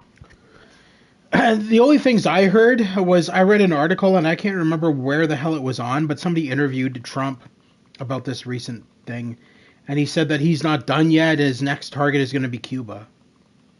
So I don't What? know. Yeah, he said he's gonna attack Cuba next. Um, I don't know. It's so weird. You know what it does Um, remind me of, Luis? It reminds me of that game when I played that game, that that Shadow President game, where I was the president of the United States and I purposely tried to like act as crazy as possible, and then eventually I was assassinated. I don't know if you guys remember that, but I streamed that a while ago. there is a game that came out recently on PlayStation that I'm thinking about grabbing. It's called Just to be fair, Maduro wasn't a great president. Thousands of people run away from Venezuela. The laws 15 years. They had come to Ecuador T. Yeah, that's and he said 9 out of 10 said you can't live in Venezuela. That's what I'm saying. I think that like generally the people in Venezuela, both especially the people that are outside of Venezuela that left, they're very happy that this guy's not in power anymore. But again, I don't know what's happening. Like there was a woman who was supposed to theoretically won the election who basically didn't get to become the president because Maduro was still there. If like Trump turns it over to her, like that's one thing, but I don't. That's not what he's doing. It seems like to me, it seems like they're gonna run it or something. And it's just like the problem is, even if let's just hypothetically say it's a morally correct action, which I'm not saying it is, but let's hypothetically say maybe if it was, it doesn't mean it's the intelligent action, because if you just go off half-cocked and you just keep doing stuff over and over and over again, like, eventually there might be a Basically, people don't response trust from somebody Disney else. cause a lot of their workers vanish and go Oh man, missing, James, come on. especially on cruises, and since Disney never helps What does that have to do with anything? Yeah, You're back to that what does thing. that have to do with what we're talking about? We're Yeah, talking you about we're changed talking topic. about we're talking about yeah, that was weird. I think James is playing the Life is Strange game right now, and he just shifted to a different timeline. Maybe. We're still talking about the Disney disappearances topic. Or he's been watching the Disney stream again for the Oh, that 10,000th was the time. dark toxic I was gonna bring up earlier, lol. Oh, Oh, okay. okay. Well, What is that? we'll talk What is about that that about? after. Yeah, Huh? okay. What is that about even? People are disappearing from Disney? Yeah, there's a lot of weird shit that happens at Disney. Um, Like, hey, Joe, like, wear this Mickey Mouse costume and go but stand over there. And it's like, Joe's family, like, Joe disappeared. We have no idea what happened to him. Like, Gorge, while your mom's not looking, I'm gonna kidnap you. that's a more like a goofy costume than a Mickey Mouse costume. No, I know, I know. No, I know you know. Yeah, anyways, what do you think about the Venezuela thing? I'm sure you're not thrilled about it. Uh, so I talked to my parents about it, and they think it's good. Uh, and the reason they think it's good is because that guy was treating the Venezuelans like slaves, basically, and now they are free. There's videos apparently that got released of Venezuelans celebrating in the streets because they are no longer under a dictatorship, or so they think. Excuse me, or so they think. Wait until Trump comes in. Well, that's the thing. Like, I just don't know what the next step is. That's sort of my point. Well, from what Trump said, he said that that they're going to step in, but they're not going to be there permanently. They're going to.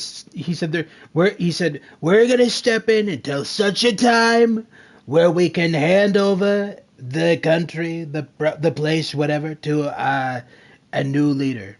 And so Is that like how like Palpatine got became like the temporary chancellor or whatever? he's going to hand over Venezuela to Palpatine. Yeah. You know what I mean? Like he like temporary emergency powers, and then he became like the emperor after that. Well, no, I don't know. he said Maria is going to be taking charge.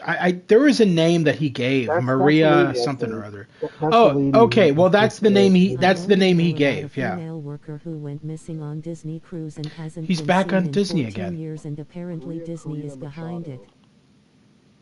She's the opposition leader, and she was a Nobel Peace Prize winner this past James, year. we'll talk about Disney after. Don't bring it up as we're talking about Venezuela. It's very confusing.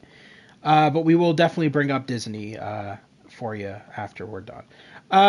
But yeah, no, it's so that Maria girl apparently is what Trump said he's going to be handing it over to her. I don't know when, but that's what he did state. My Um, bad. Okay, because like so in my opinion, I don't know. I feel like given the fact that he doesn't, and I understand why he did it. Uh, the Don't way become he Paw Patrol, thanks lol. I under okay. I understand why he did it. He didn't want because if he runs all this by Congress, Congress doesn't know how to keep their mouth shut sometimes, and would have leaked, this attack on Venezuela. So he did it like kind of overnight as like a secret covert ops, um, so that he could extract the leader, which I do kind of understand. But at the same time, I'm looking at it from a wider perspective. I mean, yes, this is great for Vietnamese. Vietnamese, Jesus frickin', what am I saying? God, you know what I'm Venezuela. saying? You know what? Venezuela. There we go. Christ Almighty, I'm going halfway around the world. All right. Anyway, this is good for What Venezuela. were you saying about Virginia? What? No, never mind. Keep going. Virginia. They're next. Don't worry. No. Um,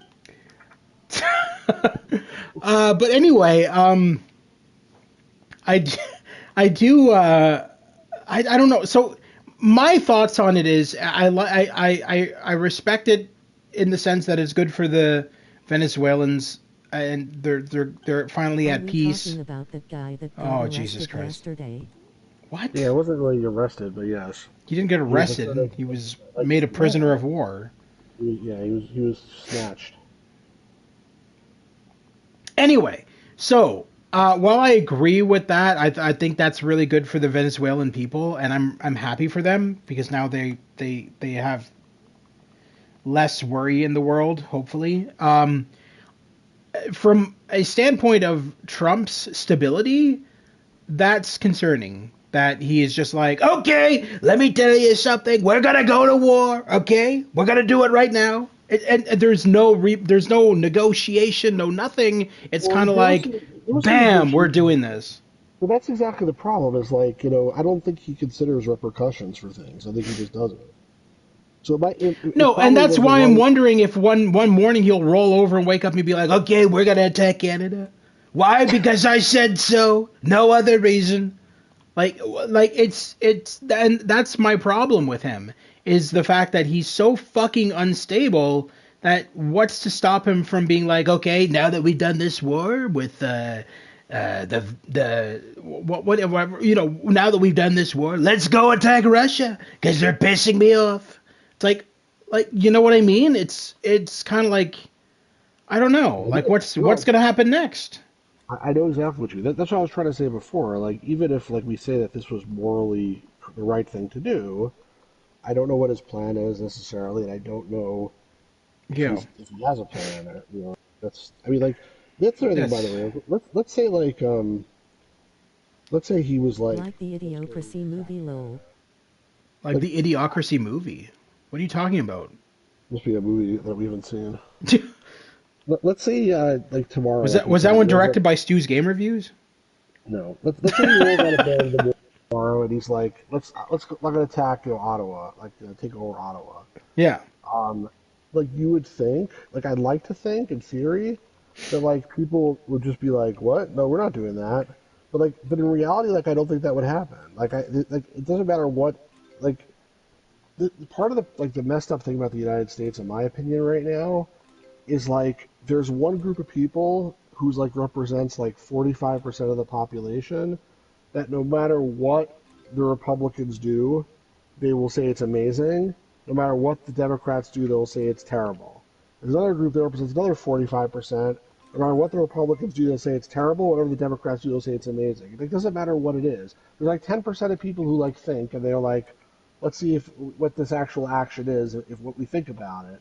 But like it feels like 90% are just like programmed to just like follow whatever their team does. Like whether it's good or not or whatever, just it's my team, so I'm going to follow it.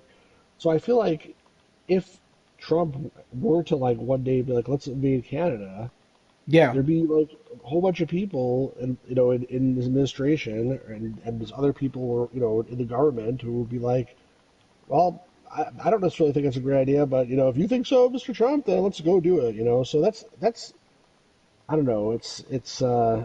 I'm not I thinking like even how that, we're but watching you still. paint a picture of a palace and at the same time we're talking politics. Well, this is actually a picture of the Kremlin, so this is very relevant to this conversation. Well, there you go. I'm But glad I could. it looks like Glad some I kind of could. Russian architecture, doesn't it? I was I don't know much thinking. I about was it. thinking India. No. Maybe it's India. I don't know.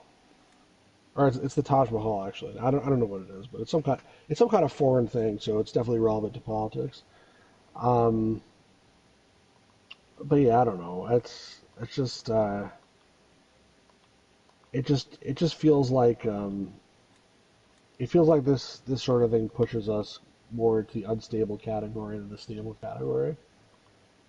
But curious what other people think about it. The people who are here on the chat or still watching after the fact. Yeah, I mean, I know that a lot of people, at least on my Facebook, my friends, Facebook friends, are totally against it. Now, there's a lot of people. I mean, But there's again, are they against it's it just because Trump is doing it, or are they against it because they have really a reason to be against it? You know what I mean? Like, it's again this the 90%. Like some people are gonna be for it no matter what, some people are against it no matter what, and well, there's like the the 10% the that just ones can't. that I've read their posts on my friends list, they're against it because there was no. It was just kind of like an overnight thing. There was no talks about, no planning or anything. It was just like done. It was like, you know, it was just without warning, if you will. So they Yeah, feel like that's very unstable. But then you got the Trump supporters, or as I like to call them, Trump humpers, that are on my friends list as well, and they're like, "He's the best president ever. Let's attack." And then they said, Now that you've done that, Trump, let's go after Greenland." So I mean, it's what? insane. Oh yeah, Really? yeah, yeah. This is what. So Corey Cole posted this. He did a live stream today, and he wrote, Lori and I were appalled to learn of the attack by United States forces on Venezuela and Yep. the kidnapping of the Venezuelan head of state. That is unimaginably beyond anything allowed by either the U.S. Constitution or by international law. Yep. That law currently has no teeth, as we learned from the equally horrible invasions of Ukraine and Gaza. We seem to have moved into a time when bullies run rampant and there are no adults in authority to stop them. That's what he wrote. I mean, Hmm. but again, like that's consistent with their general, feelings on things. Like they're very left leaning, so it doesn't surprise me. I mean, Again, I think I agree with him. I agree with him, but then that's well, I don't disagree completely, but like I do disagree to some extent. I'll tell you where I disagree. The attack on Ukraine was completely like wrong, and there's no justification for it whatsoever. But now we're lumping that in with the attack, quote unquote, on Gaza, where that was actually precipitated by a bunch of people coming out of Gaza, crossing the border, and like murdering like 200 people in Israel, and then taking like 200 hostages and stuff like that. So that was a little bit of a different situation. This thing mm, here in Venezuela, this guy is again is it was a dictator, and he probably was a murderer, and probably deserves to whatever happened to him. I'm pretty confident that he deserved it. It wasn't mm, just like they went across and they kidnapped like Mark Carney or whatever. yeah. It was a little bit different situation. But again, it doesn't mean that that was the right thing to do. It may or may not have been. Like it's a very nuanced situation. So I don't know. I just don't trust. If it was like somebody who I trusted more in the seat in the presidency, that I would be more okay At with the it. end of the day, I feel, and this is my opinion, this is not fact or anything, but at the end of the day, I don't feel like he gave two shits about the Venezuelan people. I don't think that was what Trump's goal was. Well, I think that's the thing. Trump's Like I goal think that was Trump. Let me finish. Trump's yeah, go ahead. goal was to take back the oil for America. That's what he's It after. certainly seems that way, and Yeah, that's my hope. That's what I'm trying to say. yeah. Also, it's like it doesn't the action seems like it might be good in theory, but like I don't trust him. That's the problem. Yeah. Yeah, so I think we're on the same page. Yeah. No, he definitely has his own motives for everything he does. It's never about people because, as we've learned in the 2 years that Trump has been president, he doesn't care about the everyday people. It's all about what makes him look good and what. I mean, dude, this is the guy who like literally complained that didn't get a Nobel Peace Prize, and then they had to make a fake award for him. For Christ's sakes. Like, do you see what I'm talking about? Like, I mean, it's all about him. It's not about the general public. It's not about the everyday people. So what makes anybody think that the only reason why he did this was because he wanted to save the people of Venezuela? Bullshit. Well, Bullshit. He's this after is the interesting oil. because He's after the oil. this is from the French newspaper Le Monde. I don't know if it's true or not, but this is what they Yeah. wrote. Venezuelan opposition leader and Nobel Peace Prize laureate Maria Corina Machado said Saturday, January 3rd, the hour of freedom had arrived for her country after the United States seized strongman Nicolas Maduro. But she was criticized by the U.S. president, who said she, quote unquote, doesn't have the respect. So it's like you said that he's planning to What? turn it over to her. they're saying that he criticized her, which and this is what continuing on in a press conference. Trump scotched any expectation that Machado should emerge as Venezuela's new leader. Quote: "I think it would be very tough for her to be the leader. She doesn't have the support within or the respect within the country," Trump told a news conference.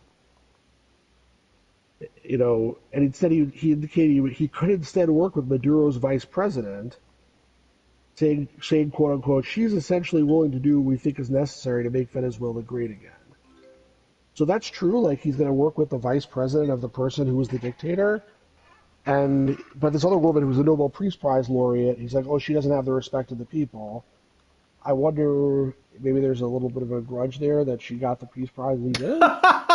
Could you imagine if that's the real reason? Let me tell you something. I'd work with her, but she got a Nobel Peace Prize. I didn't. I got the chocolate Peace Prize from FIFA that melted after a couple of days, and I wasn't even able to display it anywhere. I mean, It doesn't it seem melted like in that a the little Oval bit? Office. What? Doesn't it seem like that a little bit? I mean, that's what I read into Yeah. that. Oh yeah. Yeah, probably. I mean, you have to understand that Trump thinks like an infant. So I mean. Anyway, I think that's probably enough talking about that depressing topic. Yes. Now let's talk about the deaths in What the else? the deaths in Disney, because that's what Oh James man, wanted to what is discuss. that all about? I don't really know what that is.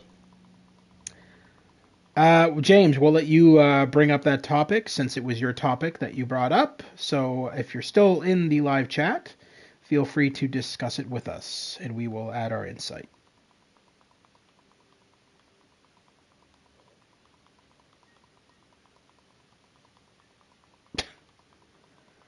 James, are you still there? Wake up.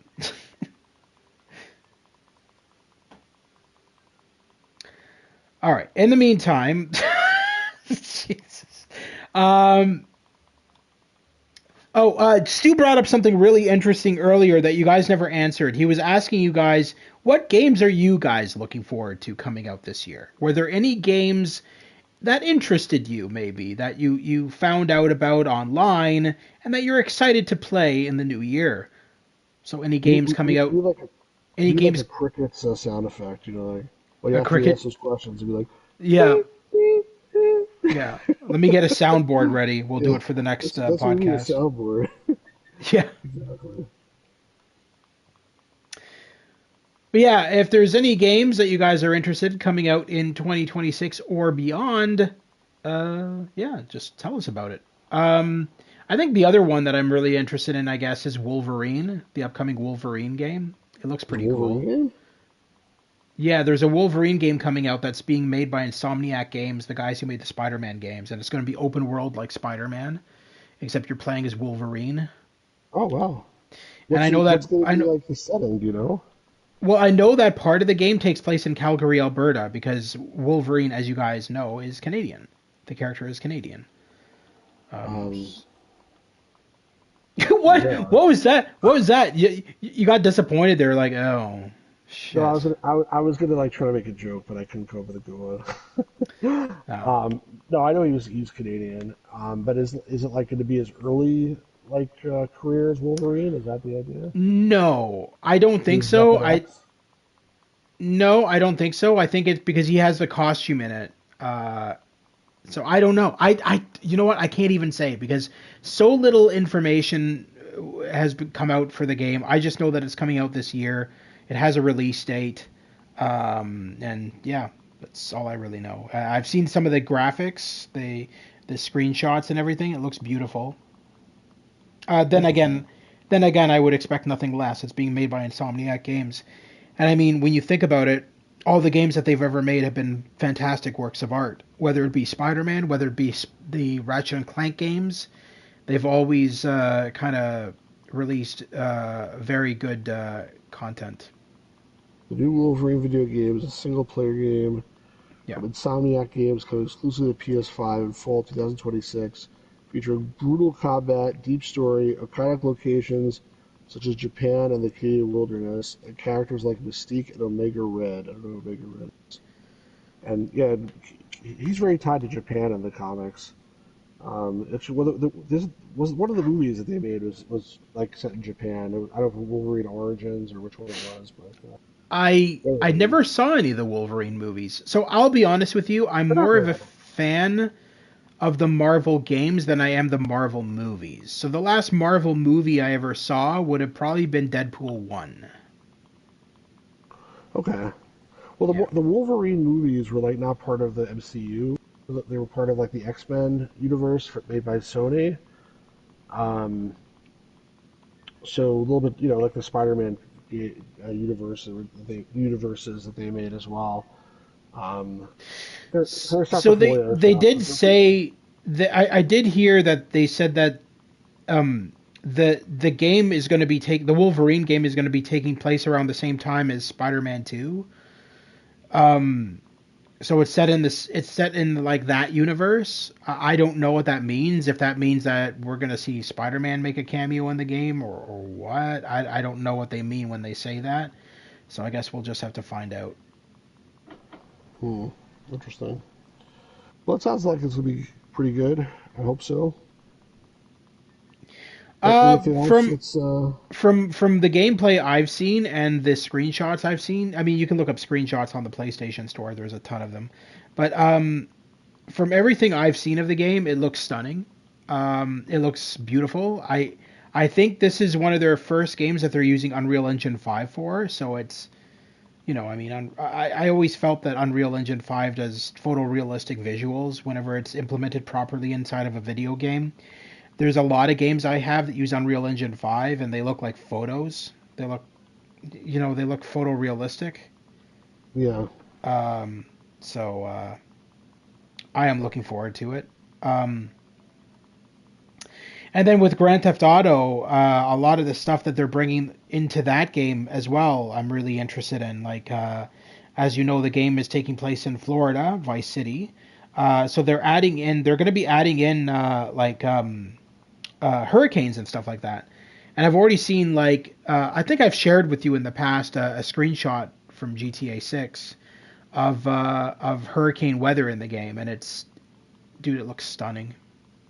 Nice. Yeah.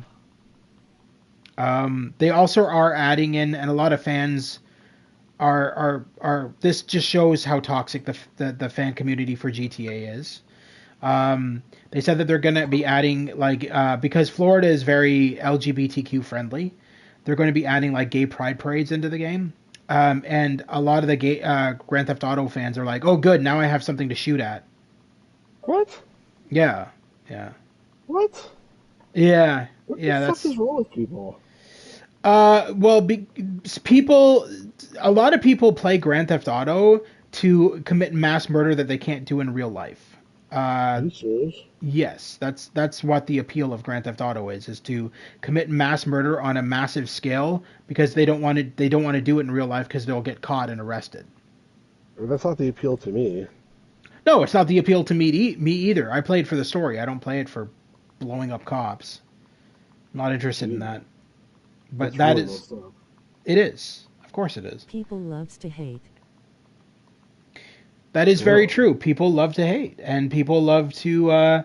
I know that you can't even have you know a difference of opinion online anymore. I mean I've talked to random strangers on message boards and stuff like that on Facebook, and it seems the general consensus of if you don't agree with me, I'm going to find where you live and I'm going to put a bullet in your head. That's generally what people say if they don't agree with you online. They say that they're going to kill you. I mean, those people should somehow be not not allowed to play these games anymore. It'd be nice if they could Yeah. figure those who those people are and remove them from the community completely. I don't mean by killing them. I mean just by like not allowing No, them to. I know. I know what you meant. Yeah, Well, just I know you know what I meant, but I'm saying just in case somebody else, hears it and thinks, and tries to yeah. say that I said something else that Yeah, I yeah, didn't yeah. mean. But they should not be able to participate in these gaming communities if they're evil people. Uh, Yeah, no, it's pretty fucked up. And as I said, I've never really you know, I have a lot of friends who play Grand Theft Auto 5 and everything, and I've played it myself quite a lot with them online and everything. And they like to just go around and blow shit up and kill people, and I'm like, nah. They're like, oh, come join me. We'll like kill people on the map, and I'm like, I'm good, man. I don't play that game for that. I play it to like do the missions, Yeah, the mission. That's why I play it do too. the content. I don't play those games to just go around like a maniac with a rocket launcher and blow Listen, up the it entire is map. fun. It is fun a little bit to like drive over some people and then like blow up some Yeah, I stuff don't. with a rocket launcher. But that's not the main purpose of the game. That's just like something you do just to see like what's going to happen one Maybe time. I'm the rare breed because I've never done that in a Grand Theft Auto game. If I accidentally run over someone, I don't necessarily feel bad, I like but doing then both.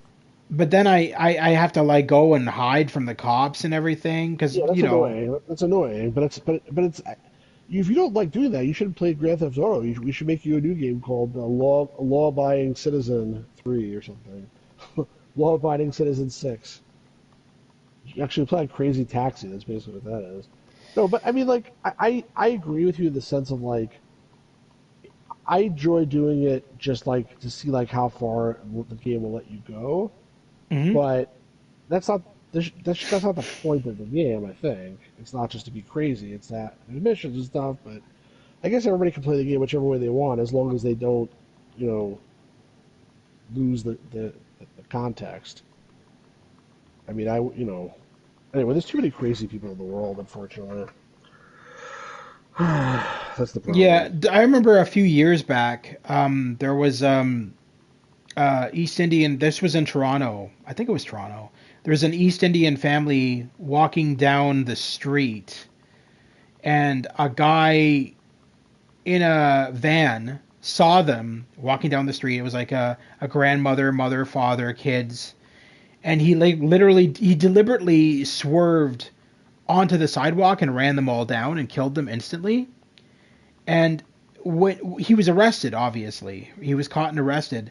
And then when he was like arrested, he said, "Well, I was just doing the world a favor by getting rid of them. There's too many of them in this world." Like, what? That's not. That's your reasoning? Like that's really weird. Like what the fuck is wrong with you? Psychotic people. Yeah, right? But What a yeah, guy. that's What what a he guy. said. What If I what? knew I said, what a guy. It's a good way to say it. What a guy. My grandfather used to say like, that guy's a That's real more than bargain. just really weird What a lol. bargain. Being sarcastic. Yeah.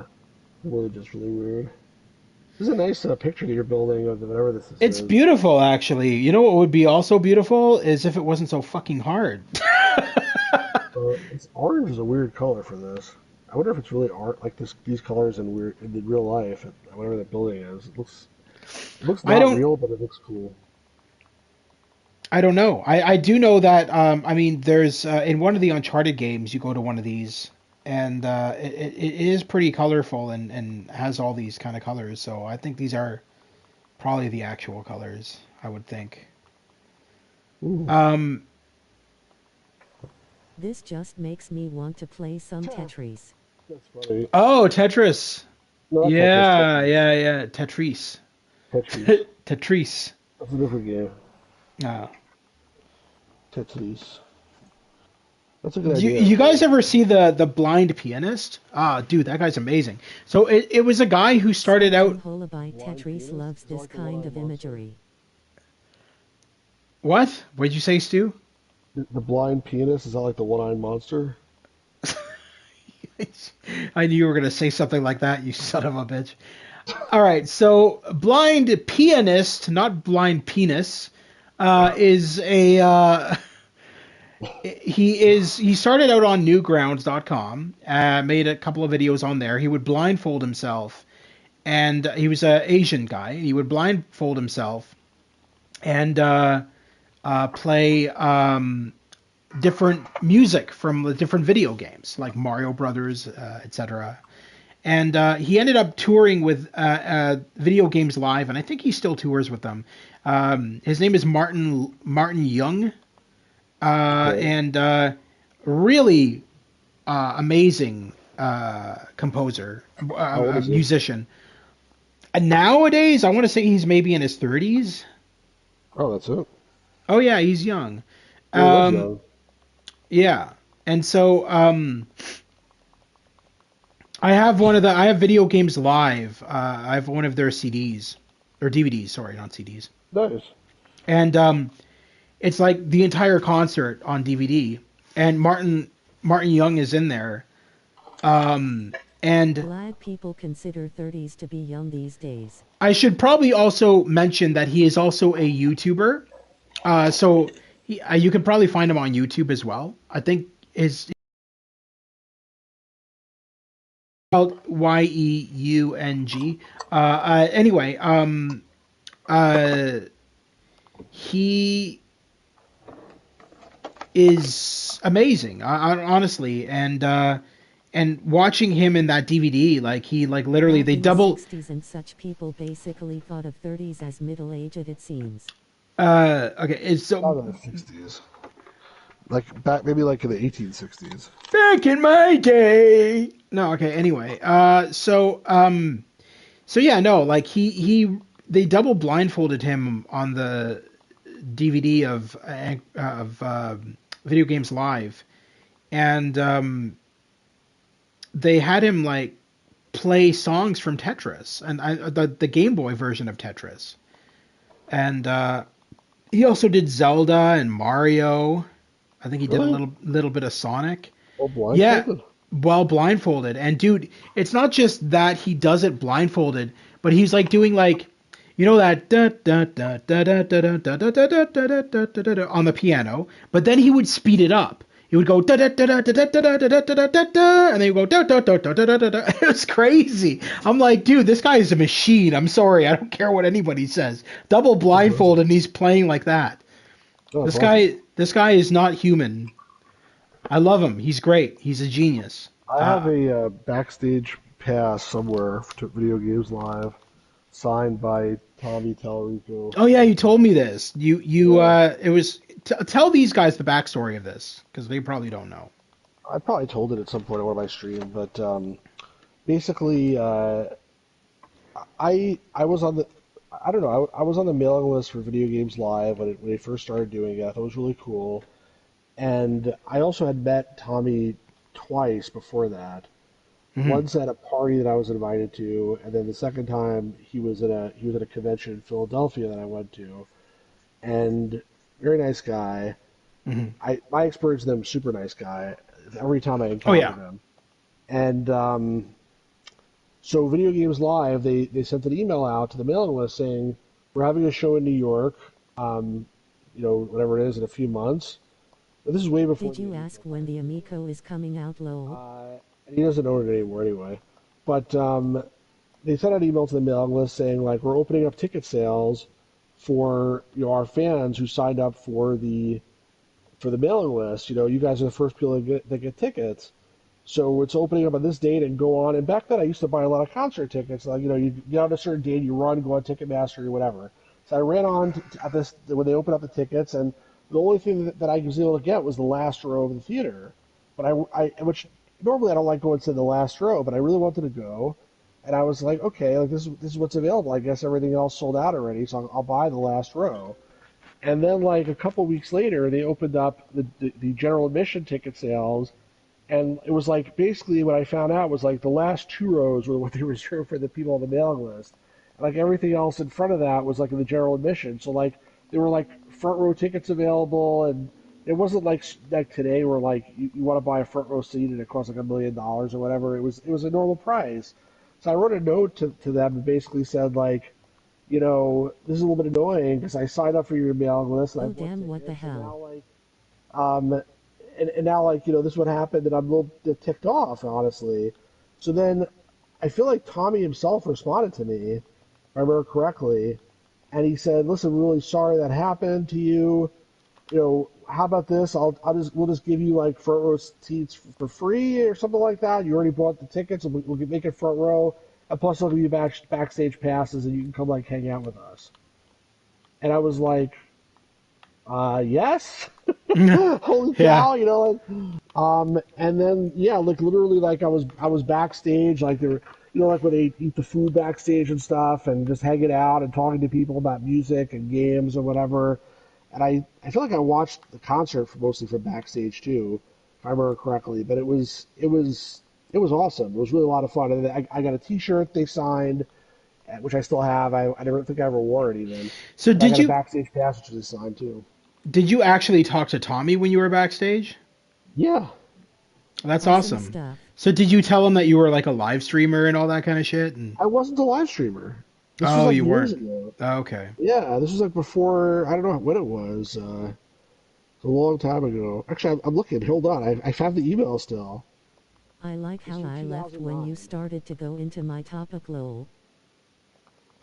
Yeah. Well, topic's Look, I done. can't. You I can't. walked I saw the away. email. He wrote to me, "Thanks for the email." I'm not gonna read the whole thing, but So he said, pre-Amico "This era? this kind of stuff is completely out of our control. Ticketmaster controls all this stuff and plays tons of games, especially in New York." And I'm not gonna read all the stuff he wrote because I don't. he slammed Ticketmaster for a We while. can talk about And then he something said, positive if you "Yeah, want. I want to make up for it personally, so I'd love to offer you backstage passes." Like he didn't give me. I don't think I got front row tickets. I just got the backstage passes. But like I said, I think I just watched it Is there a date? anyway. So, He just gave the date. Pirate Gamer Boy. He said the it date of the was. actual show, it was Sunday, October 25th, 2009, Beacon Theater in New York. Well, don't delete that email. Keep it in a special folder maybe or something, so it doesn't get deleted. Oh, then I wrote them Ancient a note times. afterwards. I'm writing What? this email. I wrote a note afterwards too. Uh, Check that right here. I'm writing this email to thank the two of you for the backstage passes to Video Games Live at the Beacon Theater in NYC next week. My wife and I had a great time at the show. It was excellent even from the back row. It was a pleasure to meet the two of you. I don't have any emails even remotely that old. Jack, special thanks for having the video game pianist. Maybe that's what you're talking about. Yes. Play the arcade slash Game Boy version of the Tetris theme. If you remember the Game Boy version had three choices in music. All three of them will be stuck in my head forever. It's really a great event. Thanks again for having me. I wish the two of you both continued success in the future. Regards, Stuart. Then I said, P.S. I was the one who yelled out from the back that we should kill all the people who say that video games are too violent. What the fuck? Did he even respond? Did he even respond? I don't think they responded to that. No, of course not. They're probably like, Jesus Christ, what lunatic did we give these two? God. Pretty funny. Oh, I Jesus. haven't seen that email since 2009. That's the funny thing about it. The Pirate These Game Boys poor don't have guys any are like, emails remotely that old. these poor guys are like, oh, fuck. Look who we gave their backstage pass to. Fucking Stalin number 2 here who wants to, Oh, like, kill. I was just joking, obviously. It was a joke. It was a joke. It's like, kill people that say it's too My violent. topic was It's just the ironic. missing workers at Disney and how people think Disney is behind it is all. Stu, please don't extract Grotto from Canada, thank you. Also, the seals were on their way already. So you would have been 33-34 at the time. Something like that. Jokes aside, though, it is still a really nice keepsake and Oh, a yeah, memory. 100%. Did you Always ever glad to have take it. any photos when you were at that, or did you just go and I watch? probably did, but I don't remember anymore. And like, I wasn't so good with photos, like with selfies back then. I was like, yeah, who cares about selfies? So I may Yeah. have not. It's possible, but I also might have. I just don't remember honestly. But I definitely have the other stuff. Uh, maybe I didn't. I don't know. So the only concert type thing that I ever went to was the Czechoslovakian Symphony Orchestra Show the did a Polaroids on your stream tonight. the I'll have to Polaroid. find them. They probably do exist somewhere. I just don't know where they are. Time to pull out the family slides, Stu. Okay. Pull out the projector.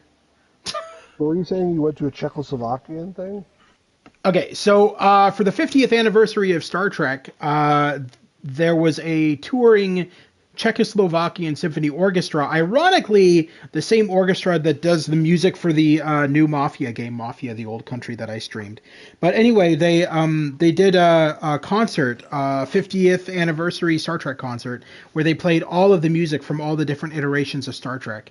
And me and my mom went there. She took me there for my birthday one year. And not only did I love the concert, obviously.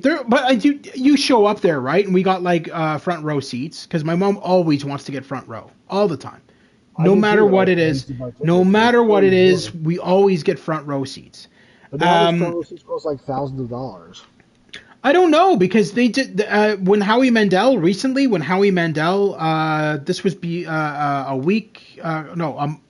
a couple of weeks before Christmas, this past Christmas, Howie Mandel came to this town and did stand-up comedy, and my mom got front row seats for that for all of us, for me, her, and my dad. Mortgage whatever kidneys for it. Yeah, well, I don't know, but anyway,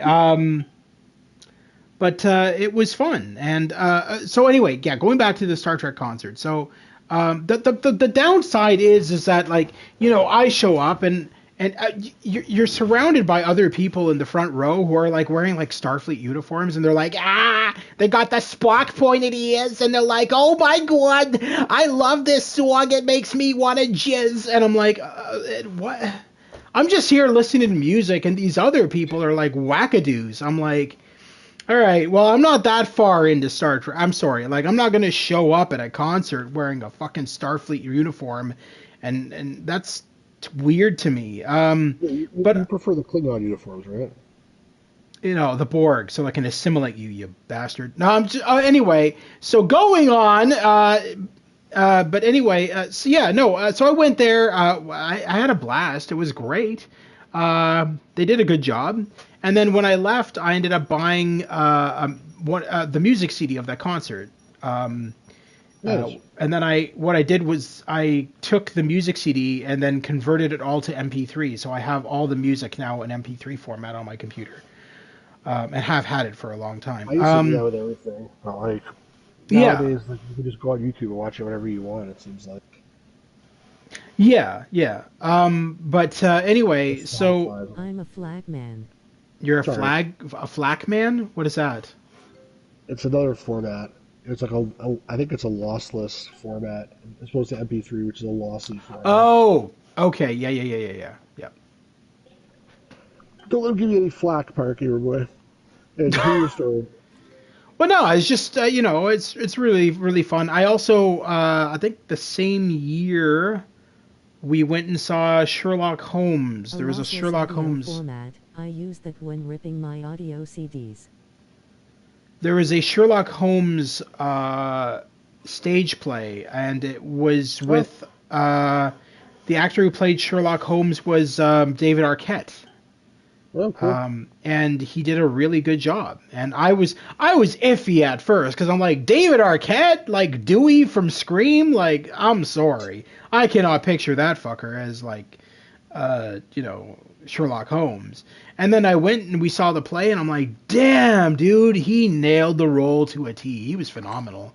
And I'm like, I had so much more respect for him as an actor after I left that play, because I was like, that guy has a range with his acting. That guy is just a goddamn genius. He like embodies the role of the characters, and he did such a good job. And I was blown away. I see. Keep in mind that with Sherlock Holmes, I'm very fussy because I've read all the books. I've played most of the games, or if not all of the games. I have all of the games. I should stream them at some point on my channel. I don't know why I never did think of that. But yeah, so I've seen all the original movies, the Basil Rathbone and Nigel Bruce movies. I mean, like, so I know the character quite well. So I am very nitpicky when it comes to that. So, question. Who do you think is the best Sherlock Holmes from the following choices? Basil Rathbone. Jeremy Brett? Robert Downey Jr. No. What's his name? Benedict Cumberbatch. Okay. Or the guy who played him in Sherlock Holmes Consulting Detective. I'm gonna hit you so hard. Are you for real? Are you for real right now? No. Please don't tell me that's. I'm just trying to be funny. The icon one is the best now. Your voice said too. So Exactly. I kind of want to share something with you guys. I want to share it in Stu's Discord group. These are videos I found, behind the scenes footage of Sherlock Holmes Consulting Detective. And they're English toffee, my favorite. And it's so funny to see them break character and just talk in normal American accents. Really? None of the actors on Sherlock Holmes Consulting Detective were British. They were all American. They were all American. That's really funny, actually. Oh, the accents are all put on. Dracula Unleashed weren't really vampires. Yeah. So the guy who plays Sherlock Holmes was a guy named Peter Farley, and if I really want to show you these tonight, maybe after we're done with this podcast, I'll go on Stu's Discord and we'll make like a little area so that I can share my screen and I'll open up these videos and we can watch them. But you can see what I'm talking about. Like he's like, as soon as he breaks character, he's like, this is what I would change in the script, and so like he's like totally different. And then once he's in character, he's like, oh, English toffee, my favorite. English toffee. Did you ever hear the outtakes from the Thundercats that are on the internet? Did you watch the Thundercats? If they talk like Monty Did I Python, watch the Thundercats? I have the entire series on DVD. I love the Thundercats. Did you ever hear the outtakes that are on the internet? No, actually, I didn't even know they existed. He's like, Lion-O, what are we gonna do? And he's like, oh, shut up, you dumb schmuck. Oh, really? That's great. It's only a few short clips, but it's really funny. Search for like Thundercats outtakes, and you'll find it.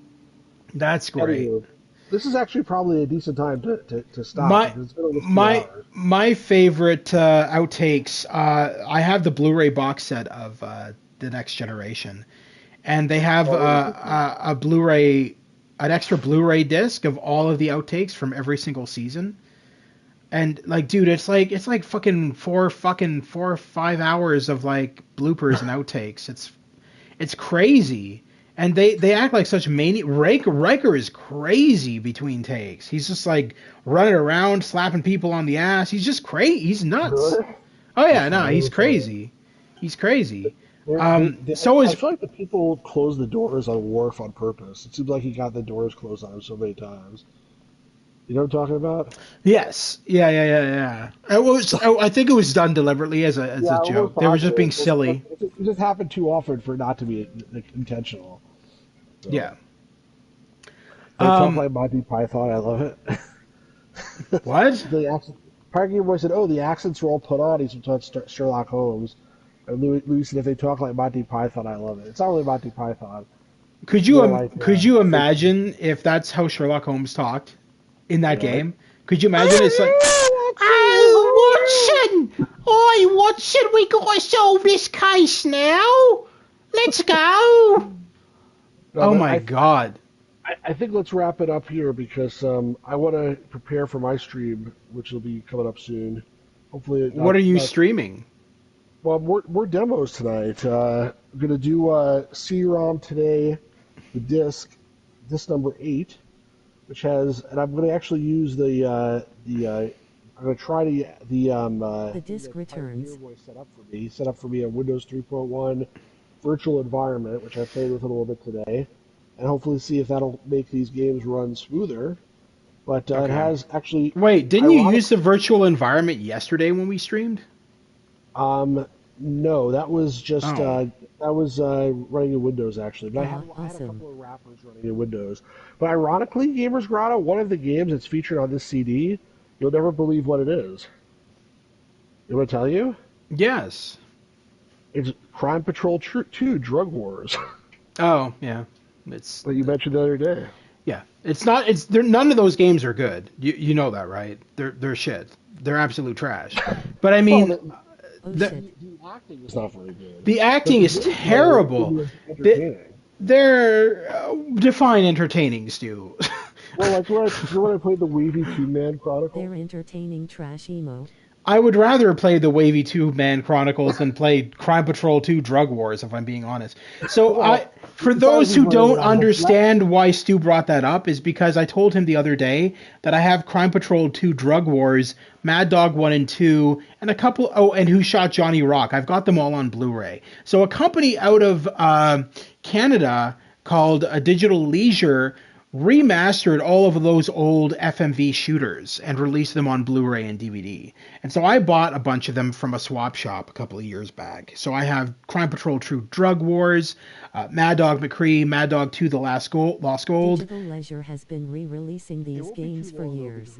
Yeah, so they're Pirate Gamer Boy. So Digital Leisure is a company out of Gormley, Ontario, in Canada, and they do that. They remaster all these old games, and so I have a lot of their games on Blu-ray and DVD. No, but I think his point is like they re-release a lot of them like 10 times. Like they've been re-released so many times already. Some of these games, like there's like like Dragon's Lair especially. There's like the CD, like the disc version, the CD version, the HD DVD. Before them, it was Ready version, Soft and, like, here. another Blu-ray version. It's like they just keep going on and on and on, but they just keep milking them and making money, I suppose. So as long as people keep buying them. I like them because they work in your DVD player. You can play them on your console or in your DVD player and everything. You use your TV or DVD remote to control the gun and everything.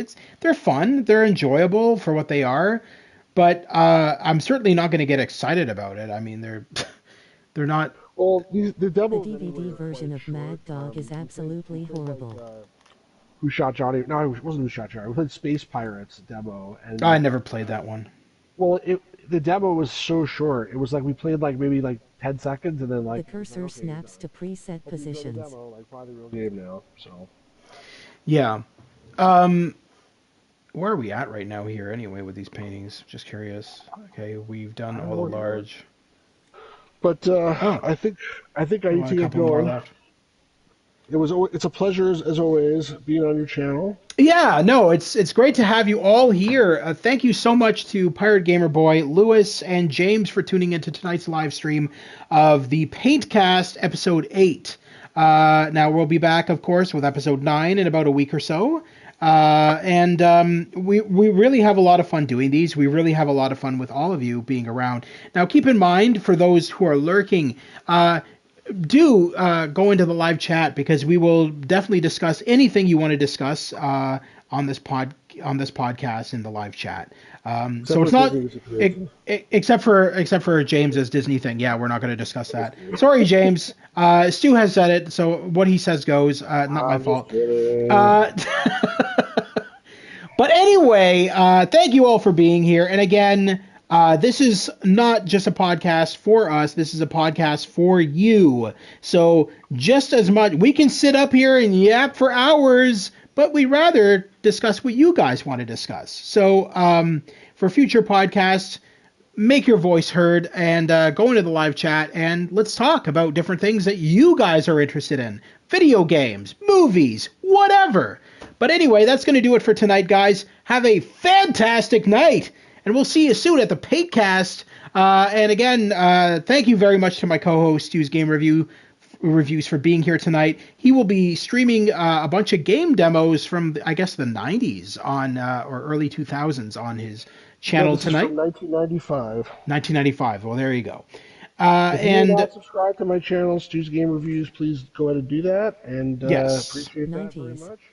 I will be streaming in probably maybe about an hour, maybe less even. We'll see. There you go. And again, if we can do this, maybe Stu, I'll go over onto your Discord and I'll host those behind the scenes videos of sure. Consulting Detective for any of who wants to watch that. But we'll do that maybe after your stream so that I'm not interfering with your stream. But anyway, that's going to do it for tonight, guys. Have a fantastic night. Thank you so much for being here, and we'll see you soon. Take care, have a great night, and we'll be back within a week or so. Behind the scene extraction videos. Have a good night. Behind the scene extraction videos. There you go. All right, guys. Take care and have a good one. Bye-bye.